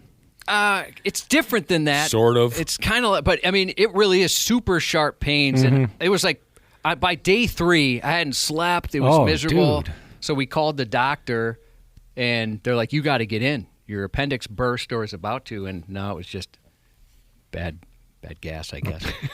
Swardson revealed he needed emergency surgery to have his appendix removed and says he's fortunate doctors caught the problem before it burst. He added that he's been working on a movie before landing in the hospital. While he's eager to update fans on the project, that news will have to wait until he's recovered and his medical issues are behind him. Yeah, glad he's okay. No kidding. Stuff. Yeah. That dude's way too funny to be friends with Adam Sandler. Dude, that guy, he cracks me up. I love him. Me too. Saw him, I don't know how many years ago. Saw him in his very, very early days of stand-up here in town. And I was totally blown away. He's awesome. Mm-hmm. He's awesome. If your weekend plans involve air conditioning, popcorn, and avoiding responsibility for a couple of hours, here's a couple new movies and streaming releases you may be interested in. Best-selling thriller author Harlan Coben has a new adaptation arriving on Netflix today, I Will Find You, based on his 2023 novel of the same name. The 8-episode limited series stars Sam Worthington as an innocent father serving life for his son's murder, but then receives evidence the child may still be alive. As for the big screen, today's our Friday, so we're getting a little head start on the releases. And we start with Toy Story 5, bringing Woody, Buzz, Jessie, and the rest of the beloved toys back for another adventure. This time, their role in children's lives is put to the test when they face a new rival for playtime, electronic devices. You guys are all fans, right? I'm going to go see it today. I like Toy Story. Does that mean... I watched a little bit of the first one yesterday. It was nice. Am I the only one who's seen the parody adult Toy Story? I don't want to watch that. No, thank you. That would ruin me. Uh-huh. Okay. Yeah, the Jetsons were ruined for me when somebody sent me an absolutely terrible. And I'll save the stories that I have about the porno parody called Adult Toy Story. Trading toy chests for tights, The Death of Robin Hood, starring Hugh Jackman and Bill Skarsgård, takes aims at theaters this weekend. I'll just tell you this much. The character Cowboy Woody, very different in the adult. Oh, I bet Buzz Lightyear is a little bit different, Take too. a wild guess what he specializes in. I can imagine. Yeah. The Death of Robin Hood, a darker tale on the legendary outlaw. After a lifetime of crime and violence, Robin Hood is left seriously wounded following what he believed would be his final battle. While recovering under the care of a mysterious woman, he's giving an unexpected opportunity for redemption. On the streaming side, Season 2 of Sugar sweetens up the lineup on Apple TV tomorrow with another helping. And Sunday, if dragons are more your thing than detectives, archers, or talking toys, HBO and HBO Max are bringing viewers back to Westeros with the Season 3 premiere of House of the Dragon. East Winstead Jesus texts in a shout-out to all the Winstock goers tomorrow and Saturday and the participants of the Father's Day tractor pull. However, he requests they please stay off his lawn. He doesn't want none of that. Electrician, go ahead. Winstock, huh? I haven't been to Winstock. I heard it's a blast. Made a couple trips out there. And when is Father's Day? What? Sunday? Yep. It's the 21st. One of those days where some of us hope the phone doesn't ring. I told. Yeah. Oh, what do you mean? Kind of scary, Father? I guess. When did this happen? Electrician Jesus wants to shout out to all the kids shooting at the state clay target meet this weekend. Happy birthday to tattoo artist Jesus turning 28. Happy 50th to Big Bro Joe, and another 50th. A big fat happy birthday to Brian from his amazing Jesse Poo. And that's 93X News. 93X's Brad Ryder. On the Half-Assed Morning Show. Yeah, we'll be the first to tell you it's our ultimate F-off day. We will be wrapping things up at 9, getting the hell out of here, not coming back till Monday. Randy Shaver had his ultimate F-off day yesterday. So he's out of town. He'll be back with us on Monday. Stepping up for the greater good is Brad Ryder. Hello, Brad. Good morning. Thank you for being there for the greater good. The greater good. Yeah, of course, always. Father's Day weekend. I got some breaking news for you. What's that? Let me guess. It has something to do with the U.S. Open. Yeah, sorry. Go ahead. I didn't really disguise that very well. What is they've suspended play. They've suspended play because of the fog. Fog is too bad in New York. So. I kind of hope it turns out like the movie The Fog, where everyone is killed. Oh, is it you mean The Mist? No, The Fog. Oh, I haven't heard of The Fog. Oh, late 70s. And, of course, I'm kidding. I don't want anyone killed at the golf tournament. But no, late 70s, there was a movie called The Fog, Josh, where the fog rolled in. What's your name again on the telephone with us? That's Brad. Brad. Did you watch the late 70s movie The Fog? If I did, I don't remember it. If I remember, Josh, it was a coastal, maybe the upper northeast part of our country, the coast, right? And the fog would roll in, and I believe waiting for mere mortals, waiting for regular people in the fog, were flesh-eating cannibals. That sounds pretty good. So I'm looking it up. It was California. 1980, and John Carpenter movie. Jamie Lee Curtis is in it. Wow, wee wah. Yeah, no kidding. Yeah, I forgot Jamie Lee that. Curtis in 1980. Yeah. I mean, it doesn't get much hotter than that. I didn't remember her being in the movie. But yeah, the fog rolls in, and the zombies gobble everybody up. I think they were like the ghosts of dead fishermen or something like that. Yeah, mutilated. Yeah, that's exactly right. So they can't play golf right now because of the fog. Right. You can't see where the ball's going. Can't so see. That's kind of a problem. You can't see where you're hitting it. You can't see where it ends up. Okay. Looks like they remade The Fog, Nick. Yes, they did. And it is not reviewed very well. But the 1980 one is. I love the movie The Fog. I did try the remake, Josh. I got about 10 minutes in and I gave up. Oh, that bad? Sucked. Sounds good. But now you brought up The Mist. Brad Ryder, do you know that movie, The Mist? No, I'm not familiar with that one either. Starring, what's his name? The guy who was the Punisher. Thomas Jane. Thomas Jane. Awesome Punisher, by the way. The Mist is very scary. I believe inside The Mist there were aliens, giant aliens. And it has one of the most dark, awful, and depressing endings you'll ever see in a movie, which makes it one of my favorites. I love a dark, terrible ending, and The Mist has that for you. Rickshaw Jesus said The Mist, 100% the worst, most scarring movie I've ever seen. Just 5 minutes more, man. That's all you had to wait. Oh, it was such a perfect ending. I'm not telling you guys anything you don't know already, too, but there haven't been really any decent, in my estimation, any really, really good movies made in the last several years. Well, I'm not the guy to ask. I'm sure I could fill in some blanks there for you, but nothing directly comes to mind. Stuff that's come out in theaters, I mean. Come out in theaters in the last 7 to 10 years? I just can't think of what was released when, so I can't really jump in on this right away. Josh, look up maybe the top grossing movies of the last, see if we can I'm sure it's all like the Avengers pandemic, movies. I think, the last 7 years or so. Okay, maybe we can help you out. Maybe Josh can throw... Well, the only one I've seen in theaters, I've only seen a couple. The most recent Top Gun I saw in theaters. What about the most recent Top Guns? Did you like that one? Yeah, okay. How many movies have you seen in the theater, out of curiosity? Since the pandemic, probably my wife and I go to movies once in a while, maybe a dozen, but nothing's really been that great. I don't know.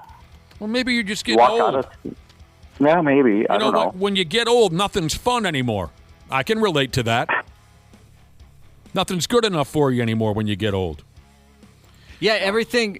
Yeah, I'm definitely in that regard where it's like, the 80s were the best, or the early 90s, and I'm sure every generation thinks the same. Well, the 80s were the best. I mean, it seems like it should be a fact for everybody. It is a fact. It absolutely is a fact. But what's your name, Brad Ryder? That's twice. I've forgotten. Yeah. I've sat back and realized, oh, my God, I just don't like this because I'm old. Somebody says Obsession. I've heard a couple people say that's great. And that just came out, last week or a couple weeks ago? I've heard of it. I've heard of that movie. I just haven't seen it, so maybe I'll have to check that out. You see, here I am on a website with the top 10 highest grossing movies of the last 10 years. And, a lot of it is cartoon stuff. I don't get into the superhero stuff like the Avengers and Batman. And who are the other superheroes, Josh? There's you named like Spider-Man's. Those are big franchise. It's all that stuff. So looking up the highest grossing movies doesn't really help us find you something that you would like, because it's all Iron Man. Really, the only thing that comes close for me is biopics. Once in a while, they'll be okay. Sure. When I say biopics, you know what I mean, like the Elton John movie and stuff like that. Sure. What about that Queen movie? That was excellent. Was that? Bohemian Rhapsody? Rhapsody? That was okay. Sure. Oh, you did. Right. I loved that movie. Yeah. See, it ain't all bad, Brad Ryder. And there's such a great cameo in there. You're just forgetting. Oh, the cameo in Bohemian Rhapsody made by Mike Myers. That's right. And it took me a while to realize who that was. And if you know that's him, it makes it so much better. Speaking of movies not being... It felt like there was a really good new movie coming out every week or every other week, back in the day. Yeah, I can't help you. I wish I could have a better... trying to search these kinds of things is difficult because I just keep getting the same answers. The Avengers and Iron Man and Spider-Man and all that crap. And a lot of them are, just remakes and stuff. Where was this? Oh, Disclosure Day. Steelers fan Jesus says Disclosure Day. Yeah, I want to see that one. That one looks cool. And I want to see the new Robin Hood movie that just came out. I hear you. Did you see adult Toy Story in theaters, Nick? Oh, dude. Or was that straight to video? Toy Story is a thing, Brad Ryder. You ever get involved in that? There's a new Toy Story movie coming out. Even when your kids were little? No. I also never gave a rat's ass about Toy Story, but have you seen the porno parody, which is simply called Adult Toy Story? Can't say that I have seen that, no. Get back to me when you have. I was sucked. Jesus said Project Hail Mary was good. This is going to sound douchey, but I read the book and I thought it was great.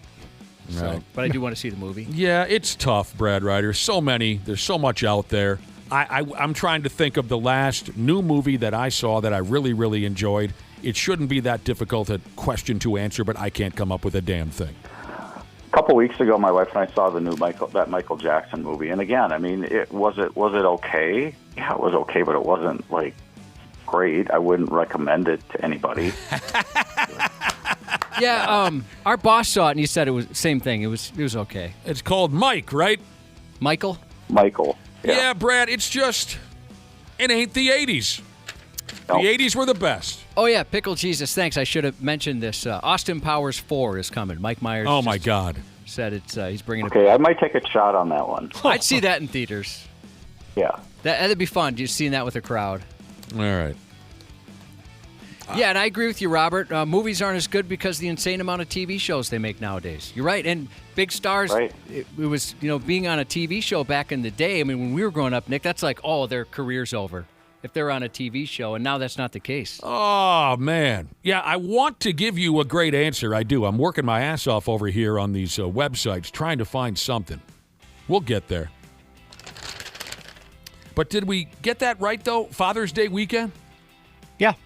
It is. Yep. Brad Ryder, any high hopes that your family's going to blow the doors off the joint and throw you a party? No, not really at all. Don't most dads just want to be left alone on Father's Day? Or any day. Yeah.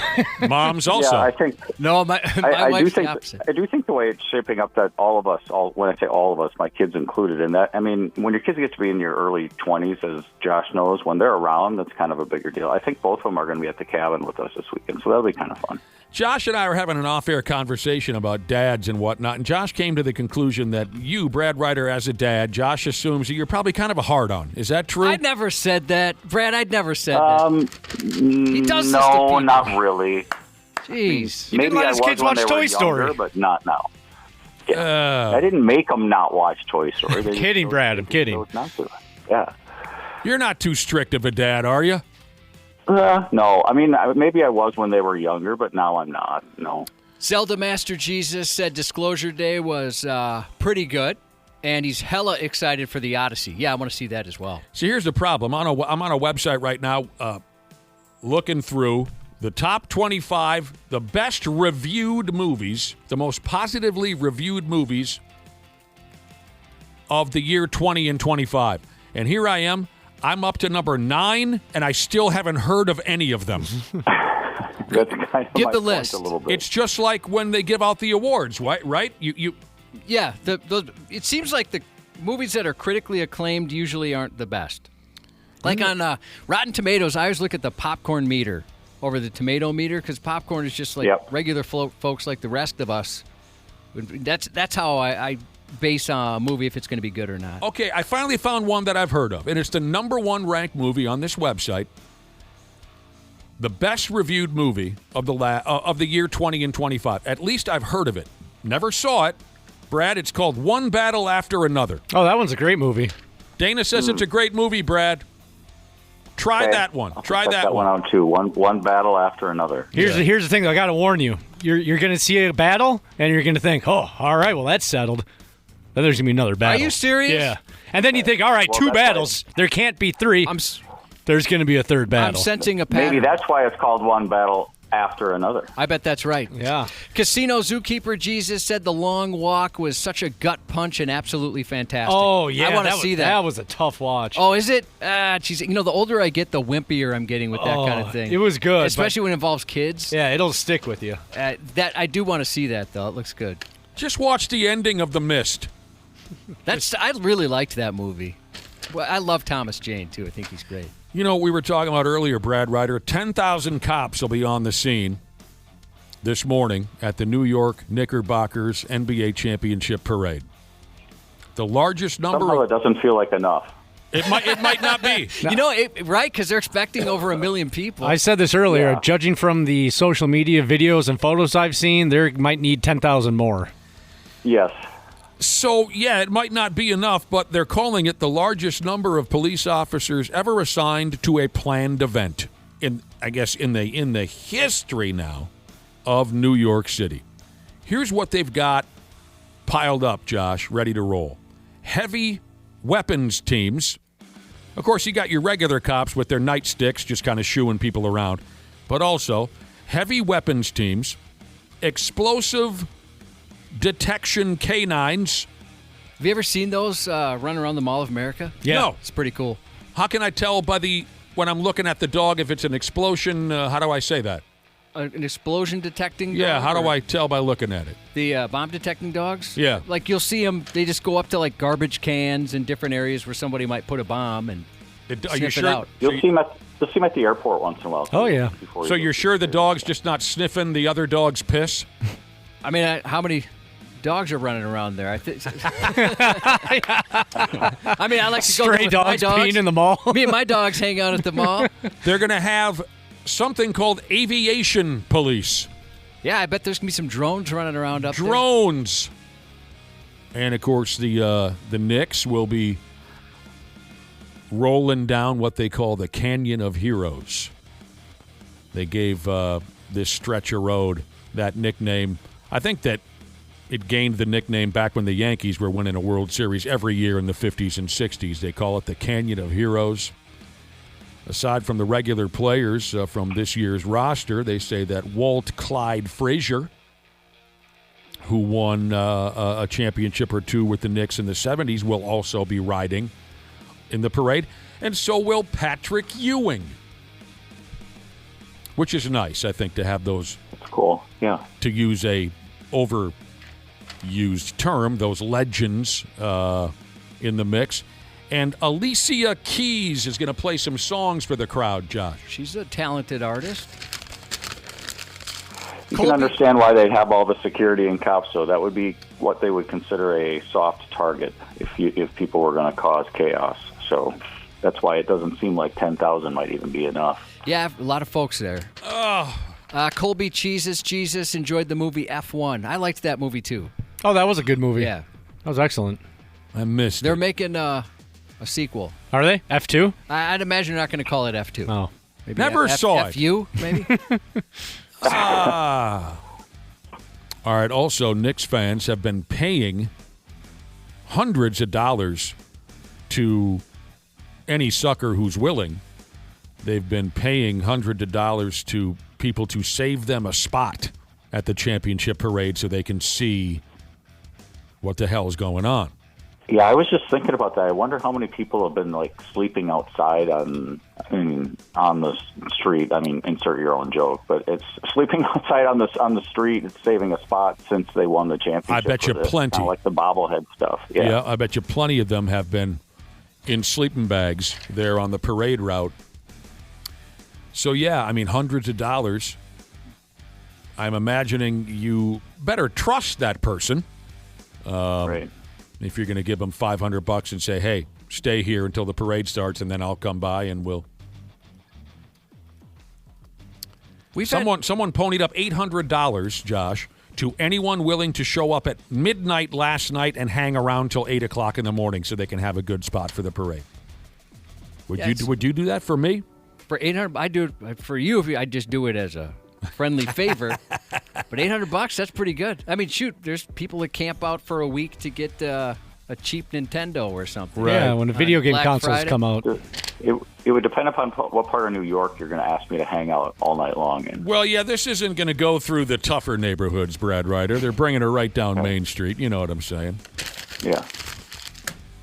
I've heard that happening here, too, like various events, people holding it. I mean, shoot. Here we go again with shoot. We had a sales guy here that paid an intern to wait in line for him to have an opportunity to buy a condo. So right. They had a first-come, first-served type situation at this condo apartment setup, right? Yeah. And he gave him a couple $100 just to hold his place in line so he could go sign a contract for a condo. That's a long time to be sitting on the sidewalk. I can understand why you might, if you got a few extra bucks. Hey, kid, sit here till tomorrow morning. I'll give you $500.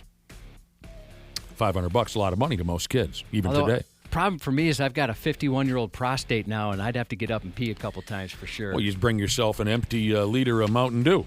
Yeah, I suppose in California they're not going to know. Or, excuse me, New York, they're not going to notice. They piss right on the sidewalk. You don't fitting in. Look at that, a New Yorker.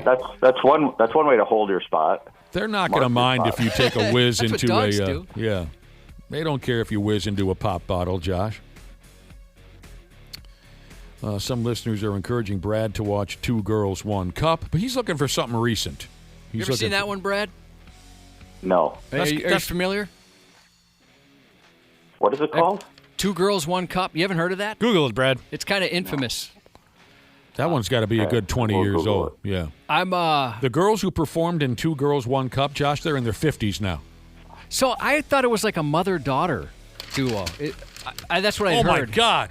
I've never seen it. That I don't have know. no interest in watching it. I watched the reaction videos, just focusing on the people watching, and that was enough for me. I thought this probably isn't something I'm going to enjoy. Here we are 20 years later, and 2 girls, 1 cup is still a punchline. It's been a punchline forever. Still I got to look up when that came out. Back to basketball now.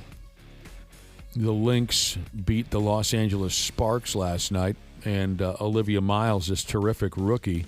Comfortable transition here, isn't it, Josh, from 2 girls, 1 cup to women's basketball. 1 girl or 5 girls, 1 hoop. Basketball. Olivia Miles set an WNBA rookie record, 24 points in the first half. She's cool, man. She does. She looks cool. Yeah, Very, very good. Yeah, I agree. And she looks cool. She does look cool. Yeah. Like, people text us that a lot. I know, totally agree. I love her look. She just seems really cool. I know it's not right, but sometimes an athlete can be held in even higher regard for me when they look cool. Yeah. Like Makes a difference. Byron Buxton is a great player, but you know what makes him even greater? Some bitch is cool. Super cool. Yeah. Super cool. We're lucky to have him. So she finished with 31 points. She scored 24 in the first half, and that's a WNBA rookie record. She was 12 for 15 from the field. All right.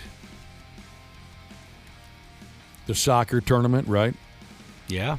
Oh, and speaking of New York City, I saw this on television the other day. There's a couple of jabronis who are getting paid $50,000 each to watch all 104 World Cup soccer games in the middle of Times Square. They've set them up in like this glass cube so any lowlife can peer in on what they're doing at any time. But they're getting $50,000 each. That's awesome. Yeah, that's so cool. Some have referred to it as a Truman Show style. Have you seen the movie The Truman Show, That's Brad? a great movie. I think, yeah, I have. It's a lot of fun. I loved that movie. So Fox Sports, I think, is who went ahead and selected these 2 soccer fans. One of them goes by the name of Austin, and the other is Kevin. There were thousands of applicants to be named the official World Cup viewers. They got to sit there for 6 weeks. I'd do that for $50,000. Yeah, absolutely. I mean, I'm watching the games on my couch anyway. Might as well get paid for it. Although New York, one thing I noticed. Oh, go ahead. I was gonna say one thing in New York though, in a glass thing. You know, guys are walking by pulling their dongs out and mooning them. Yeah. There's probably one of the perks of the job. Yeah. There's one probably thing some. I noticed yesterday. I was just kind of flipping through, and I was watching I don't know. There was nothing else really on, and I was watching like the pre-match or pre-game show or whatever. I didn't realize this. Nick, your guy Jameis Winston is on their coverage. Oh yeah, he's having the time of his life out there. He's so fun. Yeah, he's good. He's awesome. Mm-hmm. We mentioned that a couple days ago, Brad Ryder, how Josh and I, we love Jameis Winston. Now, I haven't spotted him yet, but I haven't been paying very close attention, of course, to the soccer tournament. But we think that's great. He's got a great personality. He's a likable guy. For one reason or another, he wants to be there, so get her done. I don't even like soccer at all on television. A good career. I think he's going to have a nice career in TV. Oh, absolutely. I hope so. I can barely stand watching soccer. But if somehow I could get 6 weeks off of work and just sit on a couch and watch that crap, I'll take $50,000 in trade for that. I had a friend who did something similar. I don't know if you guys remember this or caught wind of it, but it was called the MLB Fan Cave. And it was in Times Square, and they picked a representative from each team to watch every single game of the entire regular season baseball. Twins fan? Yeah, Twins fan. So my friend won. It was a big deal, and she got there, and she very quickly realized the amount of time that takes. That's like 13 hours of baseball every day. They had to sit there from the start of the first game on the East Coast until the last game on the West Coast ended. So you're watching baseball. Just one day? No, the entire season. Oh, my God. Yes. I remember this. Uh-huh. Yeah. And she was paid? I can't remember if they got paid or what the deal was. They must have. I mean, that's like... Yeah, I think it was a stipend. They got like a weekly stipend. There's another word for that, or series of words for that, Dana. That's called being held against your will. That's being called kidnapping. Kidnapping, taken captive. She told me one night there was a game. It was a long rain delay. It was, I think she said it was like the Rockies and the Padres. Oh. Long rain delay. Didn't get over until like 4:30 in the morning. And they had to sit there until it was over. So you don't remember what she got in return for an entire summer? I didn't ask her. I don't know. It must have been enough to not work. I like baseball, but come on. That's too much baseball. I would go insane. Yeah. Anything. You're isolated, Mm-hmm. and you're forced to only focus on one thing for months? Well, it was a big room where they watch it, so they had a fan of each team they're watching. So you're with a group of people, but still. Doesn't matter. Yeah, that's too much ball. Yeah. How long before you get sick of those people? Yeah, that's the other thing, too. Yeah, you're not going to like most of those people. You know, the Yankees fan is a dick. That's friggin' prison. I mean, that's more or less prison. Mm-hmm. I would end up in an asylum. So anyway, these World Cup watchers getting paid $50,000, they got to sit there for 6 weeks and watch this tournament. They got to watch every game. One of them quit his job as a waiter as soon as he was selected for this gig. Young guy, right? This isn't going to happen for 40-year-olds. You can't just up and walk away. But if you're a young guy, sure. When you were 20 years old, Josh, you could have walked away from your day job. Oh, easily, yeah. Shoot, even older than that, right. Unfortunately. Another one of these more doing guys. that than he's making waiting tables. Yeah. Sure, I would think. Another one of these guys is he's an influencer. You knew they were going to pick at least one influencer. Well, I'm sure that's why they want to do it, right? So it's not only that they got to watch the games, they got to create social media content, they got to record their reactions, they got to engage with fans. I don't know if this sounds so good anymore, even with the pay stub there of $50,000. It's kind of like, in school where the teacher says, we're going to show you a movie, and you get pumped, and then she says, yeah, and you got to write like a paper on it afterwards. Yeah. It loses its luster there. But you're right, Dana. I bet there's some mutual masturbation going on inside that cube. Yeah, you got to. Your friendly neighborhood garbage man, Jesus, just texted in, how long until one of them masturbates? Hey, I'm cool with it if you are. Maybe back to back. Yeah, that's the way you got to do it. Then it's not weird. Well, speaking of masturbation, it is fitting that you're joining us solo today. What's your name again? Brad Ryder. June is national is the word. With your background, this is fitting. June is National Sex Ed Month. Well, you didn't need to tell him that, Didn't realize there was such a thing, but okay. Oh, there's days and months for everything. True. Sure. Isn't May masturbation month or abstain from masturbation? Oh, it's just disgusting. No, every month can be masturbation month if you're willing. That is a good point. With your sex education background, Brad Ryder, I thought you should know that June is National Sex Ed Month. I failed sex ed. It was miserable. The Twins are going for the series sweep today in Arlington, Texas. Twins and Texas Rangers are scheduled to play at 1:30 this afternoon. That'd be nice to see a sweep. Yeah, they won, 5 in a row now? Is that 5 in a row? Are they really? F me running. 3 in a row, sorry. My 3. bad. They won the last game of that series. They took 2 out of 3, but they dropped that middle one last weekend. Now, I don't know if this is a concern of anybody, but Major League Baseball is changing the rules again to the home run derby. People did seem pretty pumped about this. Are they pumped? Yeah. I like watching the home run derby. I can't watch the whole thing smooth from start to finish.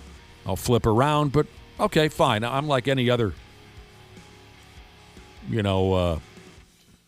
jock-sniffing animal. I don't mind seeing a baseball launched 438 feet. I enjoy the home run derby for the most part. But I don't really care what the hell rules they have going or anything like that. What they're doing is they're ditching the clock that they've been using for the last 10 years or so, where the batter only has so much time to hit home runs. Now they're going to be using some type of a swing system where each hitter gets 20 swings in the first round, 15 swings in each of the following rounds, blah, blah, blah, this and that. But like Josh said, people are enthusiastic about this. I'll care about this when it's happening. It's not anything that you know.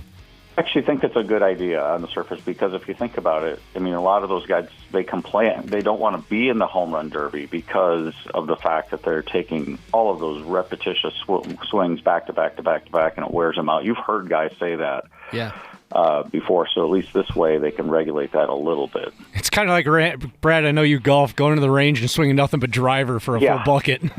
You're gassed. And you're trying to get rid of your bucket before your tee time starts, so you're just ripping through them. Yep. Yeah. Is Byron Buxton going to get an invite? And if so, do you think he'd agree to do it? I would think he would get an invite. I don't know. He's third in the bigs right now with home runs last time I checked. I think so. I mean, it might depend on if he gets in I would think he would get into the game too, get invited to the game. So if he's already there, why not? Yeah, we talked about this yesterday. He was fourth in voting for outfielders, so that would likely get him in. This is a great text from Eric Jesus. Simple enough. Eric Jesus. And he's right. He said, just be glad that the National Football League isn't in charge of the home run derby. They'd stretch that bitch out for 5 days. They likely would. Oh, man. Here's an idea for extra innings. I had this sitting at the Twins game a couple weeks ago with my son when I went to the game. So the purists are going to hate this, I know, but I want to get people's reaction to this. And so if a game is tied now after 9 innings, instead of putting that silly ghost runner at second base, and with the emphasis on home runs now today, why don't we wheel out that little screen in front of home plate like they do for the home run challenge, and every guy in the lineup, the 9 guys in the lineup, gets one swing, and the pitching coach or whoever from that team throws them like a lollipop, and they get one swing, and whatever team gets the most home runs out of those 9 guys wins. I have no problem with that, Brad Ryder. As a matter of fact, I have heard legit conversations similar to that. I've read articles about, proposed rule changes in Major League Baseball in the coming years, and I've heard a conversation similar to that. Brad, you're right, though. You're right, though. The purists would hate it, and that means I would love it. I would love it. I love when the old-timey baseball guys get riled up. But think about it. It would save, pitching staffs a little bit. You wouldn't have these 14, 15 inning games where you rip through your bullpen. You know that the game is only going to go 9 innings. You can strategize a little bit more. Everybody who says, that'll take the strategy away. I don't think so at all. I think that would add more strategy to the game because it'll force you to figure out who you're going to pinch hit for late in the game. Who's going to be in your home run lineup after the game's tied. I mean, I think it would be kind of cool. I mean, they do keep trying to speed it up. Like you were saying, the silly inherited runner on second base thing, I've hated it from the word go. I still hate it. So if that was replaced with some kind of a biggest dong contest, let her buck. All 9 guys get one swing in the last 10 minutes, and it'll be done. A Detroit outfielder by the name of Wensiel Perez. First time in my life, Josh, I've heard of the first name Wensiel. I haven't heard that either. This poor bastard, he hurt himself in the training room. It sounds to me like he was horsing around with one of those, what do they call it, some type of a band? Resistance band. That's it. He was working out with I've seen a lot of videos of YouTube, on YouTube of this kind of thing, but not from a professional baseball player. Working out with a resistance band. It went sideways on him, and it snapped him right in his eye. I got hit with one of those in the cojones. I was stepping on it, and my foot moved just enough where it went right up into my crotch. Oh. Have you guys watched those YouTube videos where someone's got that resistance band, and and then whapap, it comes. Oh, Jesus. It's about 300 miles an hour, and this guy he took it right in the eyeball. It's always the eyes. Matter of fact, the skipper of that ball club, A.J. Hinch, said this about Wensiel and his resistance band injury. He said, we're pretty concerned about it. Right in the eyeballs. Yeah, I'll bet. Can't even imagine how much that would hurt. So you took one right to the pills. Yeah. Like you said, they go so fast. That handle got me. And it's humbling when there's people around. That's pretty embarrassing. And finally, this is one final baseball note, and it's a really good one in my opinion. It just brings back, speaking of movies, Brad Ryder, okay? Brings back fond memories of a movie that I really liked, and I still enjoy it when it comes on my television.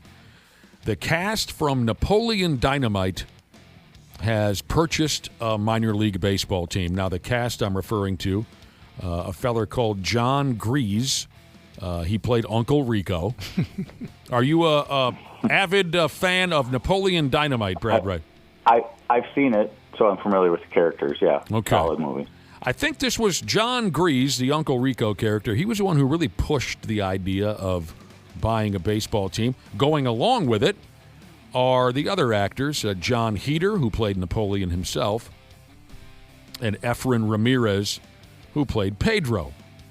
They are now part of an ownership group. They run a Northwoods League team in Richmond, Indiana. Do we have a Northwoods? Who do we have? Do we have anybody? I know, like lacrosse has a team. There's a few teams in Minnesota. We've got a lot. Oh yeah, it's just coming back to me now. Wilmer, I know, is one. Yep. Duluth Wilmer's has one. St. Cloud's got a team. Mankato's got a team. There you go. They're all over the place. For a minute there, I had forgotten exactly who the Northwoods League, what teams make up that league, but we got a pile of them here. All right, okay. This Napoleon Dynamite cast has purchased a club called the Richmond Flying Mummies. And that's in Richmond, Indiana. I'd give you the background on the nickname, but it would just bore you to death. They are the owners now of the Richmond Flying Mummies. And the Mummies hosted a Napoleon Dynamite night last week. The three actors showed up. Again, Uncle Rico, Napoleon, and Pedro. The crowd was hilarious. Everybody got into it. Everybody's dressing up. Fans dressed up as their favorite character. Fans had a competition to dance like Napoleon did at the variety show there in the movie. Uncle Rico's van was parked out front. Perfect. And I don't know if this is true. This is big-time stuff. This is deep industry stuff. I don't know if this is true, but they say that the real Rex Kwon Do was in attendance at the ball game. Rex Kwon Do was very intimidating, especially when you took a look at his United States flag Zubas. There were a couple of people dressed like him. Rex Kwon Do. One of my favorite actors, again, Bader. And I know people are going to text in, is his first name Master? Bader is the last name. He's one of the best comedy actors in the business, and I can never think of his name. About 7 or 8 years ago, we got Diedrich Bader. Yes. Absolutely. Oh, yeah, he's great. Fall-down, funny character actor. Maybe most noted as playing Lawrence, the neighbor in Office Space. But anyway, you were saying. About 7, 8 years ago, we got offered the opportunity to interview John Heder. He was coming to town. I think he was doing a film festival here. And we said, yeah, we'd love to, but we're going to be doing the show on location. He probably doesn't want to go get interviewed at Bunny's with a bunch of people there. And they go, no, he'll come. So he came to Bunny's, interviewed him. He was absolutely fantastic, hung with us the whole show, chatted with people, signed DVDs all morning long. He was just a delightful dude. I like hearing that kind of thing. He was just fantastic. And he was completely down to talk about anything we want to know about Napoleon Dynamite. He wasn't one of those guys that's burnt out on talking about like the big thing he was in. Just a great guy. So for you, Napoleon, I'm glad to hear that. For you Napoleon Dynamite fans, when I read this story last night, I went on YouTube. This is like the 5th time I've referenced YouTube this morning. I don't know what's gotten into me. But I went on YouTube last night. Did you find this audio, Josh? Yep, I got it. Because you're the best in the business. One of the greatest top 10 lists ever delivered on David Letterman's program was when Napoleon Dynamite first came out on DVD, and no one really knew what to make of it. I remember thinking, this looks so friggin' stupid. It looked like a $2 movie. You know what I mean? But it was so enjoyable. So John Heder, as Napoleon Dynamite, went to Letterman's show. I'll let Josh play the audio. Do you have the intro and everything? I don't know how much of it I have. Okay. I've tried. I found this like on an old computer of ours. Just in case you don't have all the information, John Heder came on as Napoleon Dynamite, and he delivered The top 10 signs that you're not the most popular guy at your high school. Category top 10 signs you're not the most popular guy in your high school. Here we go. Your yearbook photo caption reads, unidentified sophomore. School song includes phrase about how much you suck. The stupid kid who gets his tater tots stolen every day. He steals your tater tots. Tater tots rule. Yeah, that's right. Lord of the Rings figurines, 50. Friends, 0. And the number one sign you're not the most popular guy in your high school. How the heck would I know? I'm like the coolest kid in school. Gosh. And then he runs away. Yep. They got their own ball club now, Cubby. Good for them. Oh, all right, Brad Ryder. Thank you for helping us out this morning. Randy Shaver is out of town, and he won't be back till Monday. We appreciate your help. We sincerely hope you have the greatest Father's Day ever. You deserve it, pal. Thank you. Yep, thank you, tell and, you what. and we will have a nice long weekend. You guys will too. A long weekend. We'll talk to you on Monday, Brad. Sounds good. See ya. Okay, your adorable, lovable house pets. Someone's got to look out for them when they're not feeling 100%, and our friend Dr. Andrea Johnston can be that character. 651-989-9393 is our text number. If you have a question about your pets, text them in. We'll check in with Dr. Andrea next on the Half-Assed Morning Show. 93. Air conditioning. The love of my life. Uh-oh. That doesn't sound good. What's going on, Habs podcasters? We're getting into that soupy part of the summer when your air conditioning is going to be holding on for dear life. That's where our friends at Standard Heating and Air Conditioning come into play. If your AC is out, you shouldn't have to wait. Standard prioritizes homes without cooling, so they got your back. With over 70 trucks on the road, they're ready to make you comfortable fast. That's better. Schedule now at standardheating.com, providing the comfort you deserve since 1930. Years of hard work, and now you've got pain in your back, your shoulders, your knees, maybe your joints. You need help. Randy Shaver here with the answer. Dave Bialke. He's got over 30 years experience in getting workers' compensation benefits for people just like you. Don't suffer. Call Bialke Law today, 763-571-2410, or go to bialkelaw.com. That's BIALKE law.com. And it spells relief for you. Full Send Golf, part of the Full Send podcast. All right, the Full Send Golf channel. I was like, let's go to the range. Then fell in love with it. This pod is about to be crazy. I don't even know what's going to happen. Join the party on the golf course. You guys know how much I really, really love golf. All right, Salim, we got 2 putts to break 80 here. Get it there, right? You wouldn't want it any other way, brother. These are the ones we practice. Go. Yeah! Oh, let's go. Let's go! 80s, bro. Yeah, even though it's from the Reds. It's just like a boy's scrap. Full Send Golf. Follow and listen on your favorite platform. It's Dr. Andrea. Here to save you about $5,000 and answer your pet questions. It's Dr. Andrea. On the 93X Half-Assed Morning Show. Yeah, welcome back. Hopefully our on-air conversation can be as interesting as what we just discussed off the air with Dr. Andrea Johnston, our next guest from German Animal Hospital in Minnetonka. I'm not giving away any details, but we knew she was close by when we heard her scooter buzzing up. We heard the buzz of a scooter. You always have good stories. She's got great stories. I don't know if this is a good one. Anytime you come in here, great for us, not so much for you. Here she came rolling up on her scooter, so we knew it was time for our listening audience to text in 651-989-9393 if you want to ask the vet. Thanks for being here, Dr. Andrea. Yeah, it took a while in that scooter. I'll be damned, yeah. Especially with what you've been dealing with. I mean, my God.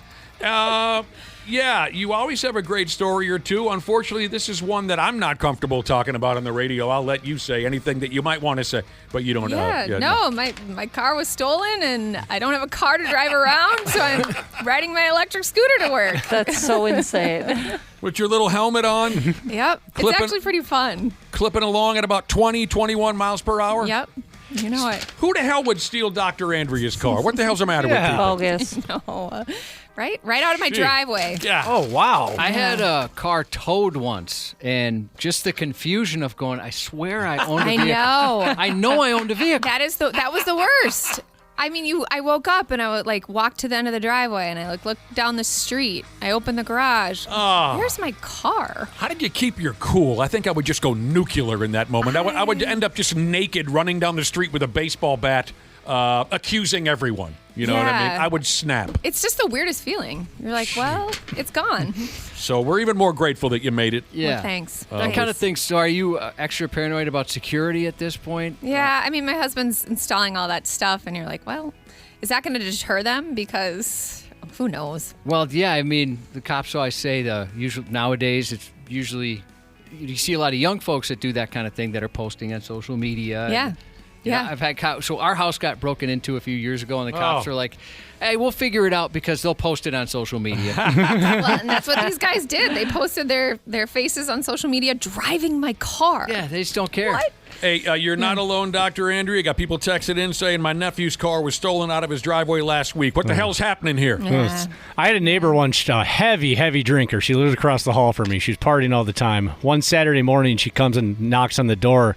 And I'm like, yeah, come on in. She goes, hey, what'd you guys do last night? We're like, yeah, went to the bar. She goes, did we run into each other at all, like passing through? I'm like, no, I didn't see you last night. I'm like, why? What are you getting at? She goes, my car's not outside, and I can't remember if I drove it somewhere or if it got stolen. Not good. Did you ever find out what happened? What's that? Yeah, she drove it somewhere. Yeah, one afternoon at the Wayzata Legion, we had to help a drunk find his car from the night prior. It turned out to be a lot of fun. Really. Yeah, I bet. But the dude had no idea. Mm-hmm. Yeah, she was completely clueless, and she was kind of hoping we'd say like, "Oh yeah, we saw you get dropped off in an Uber," But no, we had nothing for her. Oh man! All right, again, the number is 651-989-9393 if you have a question for Dr. Andrea, and plenty of them have come in already. Here's a character. It's got a 60-pound mixed breed 10-year-old dog.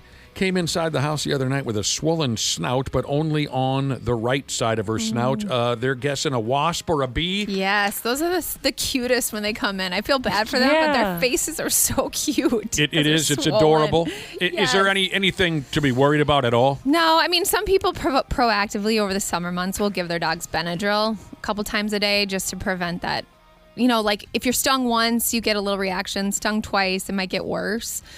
Stung 3 times and you can't breathe. Typically, dogs don't have respiratory problems with like insect bites, but they can get hives and they can get really itchy. So some people do Benadryl in the summer. At times, I don't think, Josh, we give our dogs credit enough for how tough they are. No kidding. They are tough. Honestly. Right? They'll just sit there and take 8-10 bee stings. I mean, you can tell they feel it. But 5 minutes later, they're right back in your lap, wondering if you have a treat. Yep. Where I would be inconsolable if I got stung 7 or 8 times. I'll tell you, though, tough, but my dog wouldn't have attacked the people that stole my car. So I don't know how tough they are.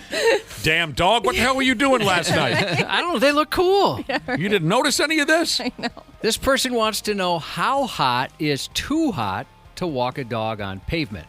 Oh, wow. Yeah, I have seen like burned paw pads where they start to slough any hot pavement. I usually tell people in the summer months, walk your dog like early morning hours or after dusk or around dusk time, not in the heat of the day.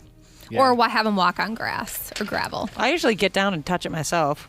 I'm like, all right, and I keep my hand there. I do the same thing. You test the pavement before you walk the dog on it? What a wonderful dog parent really nice. you are. I get nervous. Yeah. I will say, though, like, people think putting booties on the feet will prevent them from getting burned, but that's how they sweat. So then you're putting booties on them, and they can't sweat, so they're overheating. Did not know that. Minnesota Moses has texted in. He's recommending a new hit movie that you could star in, Dr. Andrea. It would be you and Ashton Kutcher, and the movie's going to be called Dog, Where's My Car? Interesting question here from a cat owner. It says here he's an old guy, an orange cat. He's polydactyl. Ooh, yeah. He's got like 6 or 7 little paws, little fingers. Oh, right. Mm-hmm. Within the last 2 months, he has developed skinny butt. Any idea what skinny butt? He has developed skinny butt.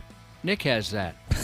Well, my guess Yeah, is he's probably lost muscle in his back end, so he looks like really narrow back there, and sometimes you can see their hips. Yeah. So he's probably really arthritic, and you need to see a vet for some meds. My guess is he's just not using the back end as much. That sounds tough when a Sad. cat Skinny butt. catches skinny butt. It's a new term. Such a cute name for something that's sad. I am the son of a truck driver. I have trucker butt. There's nothing I can do about it. It's in my genetics. I got say genes? No ass. I have a 4.5-year-old Great Dane, this person says. Lump on its hind leg, about the size of a dime, raises up about ½ inch, black with some hair on it. Do I need to be concerned? Yeah, I'd get it checked out. I'd get a little needle sample of it, make sure it's nothing concerning. I mean, a Great Dane at 4.5 is really like, 8, for other dogs in terms of age. So make sure it's nothing concerning. Yeah, I hear you there. Get it checked out. Dr. Andrea, there are some people who are texting in saying they're sympathetic to your story of your car being stolen. Sucks.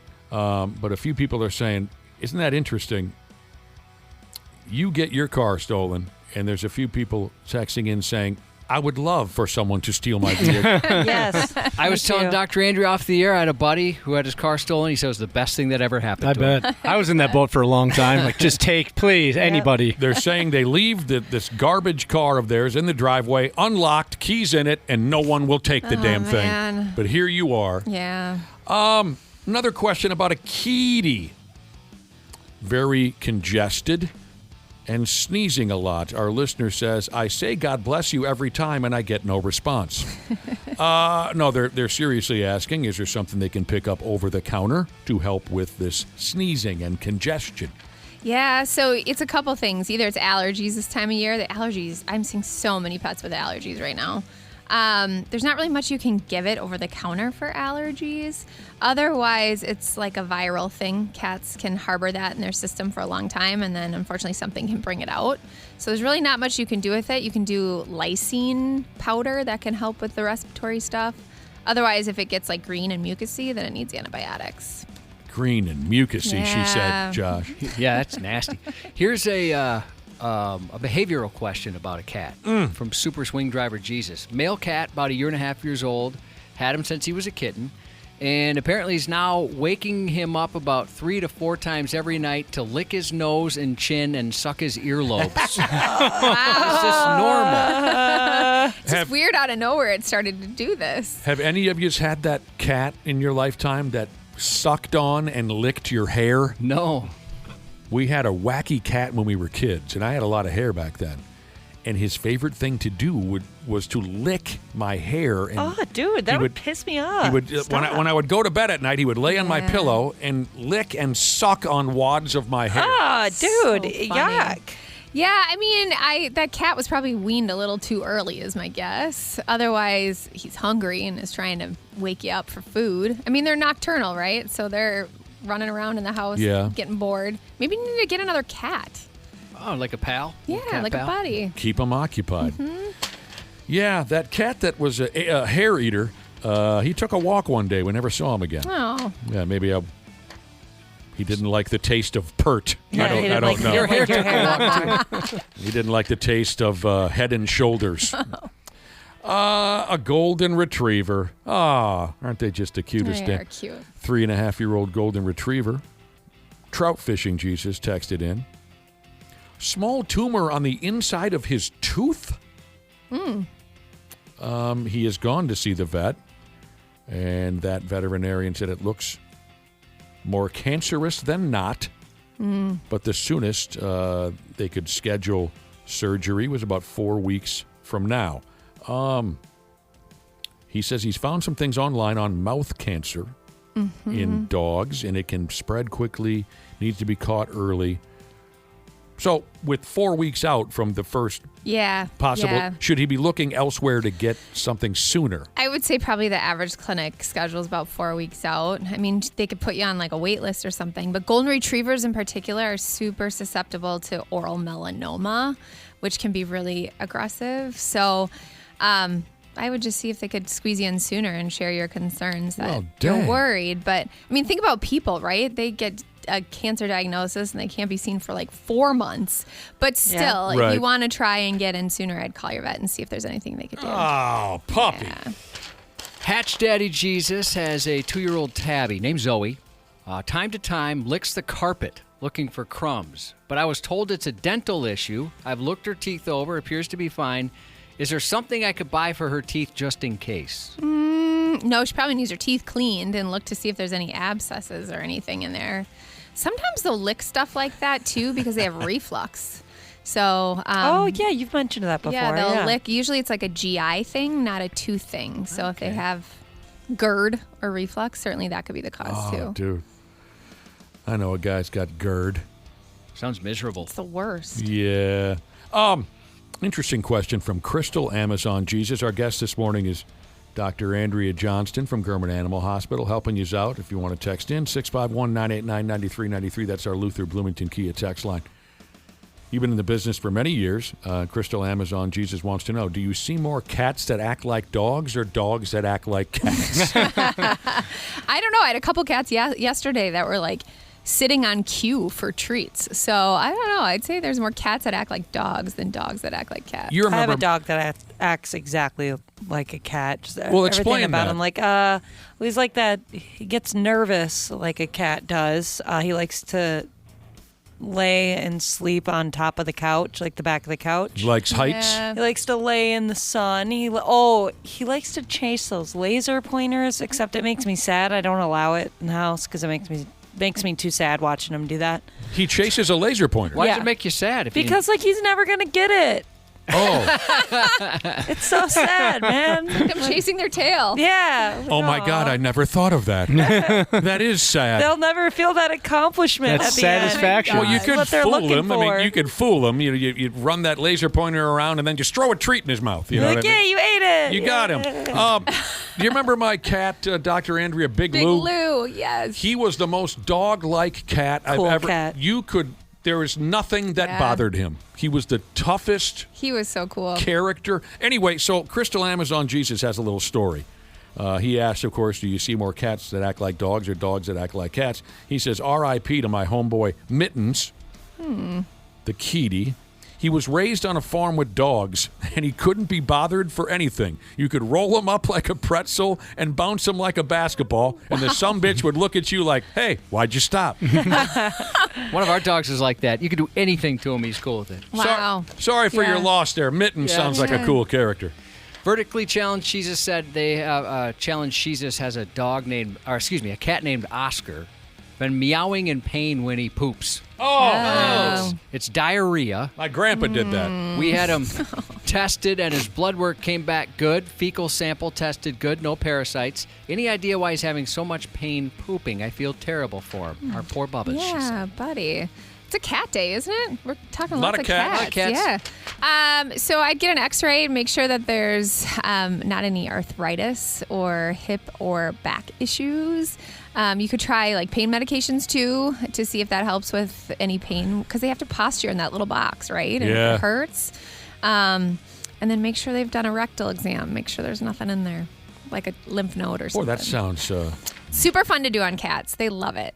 I'm sure. Yeah. I'm sure. I bet you get a positive reaction every time. Yeah, they want to kill you. While we're on the topic of potty, here's a dog owner who is wondering, is there anything to be concerned about? Is there any reason why my dog shakes when it's time to go outside to go potty? Would it just be excitement? Yeah, I think he's just excited to get out there. Maybe he really has to go and he's sense of urgency. He's got to get out there. But yeah, no, it's usually excitement. Yeah, I would imagine they dig. They want to go out. Can't wait. They dig Yeah. the scene out there. They get to drop a deuce and move on with their. Their day. Antique Snowmobile Jesus has a 9-week-old yellow lab.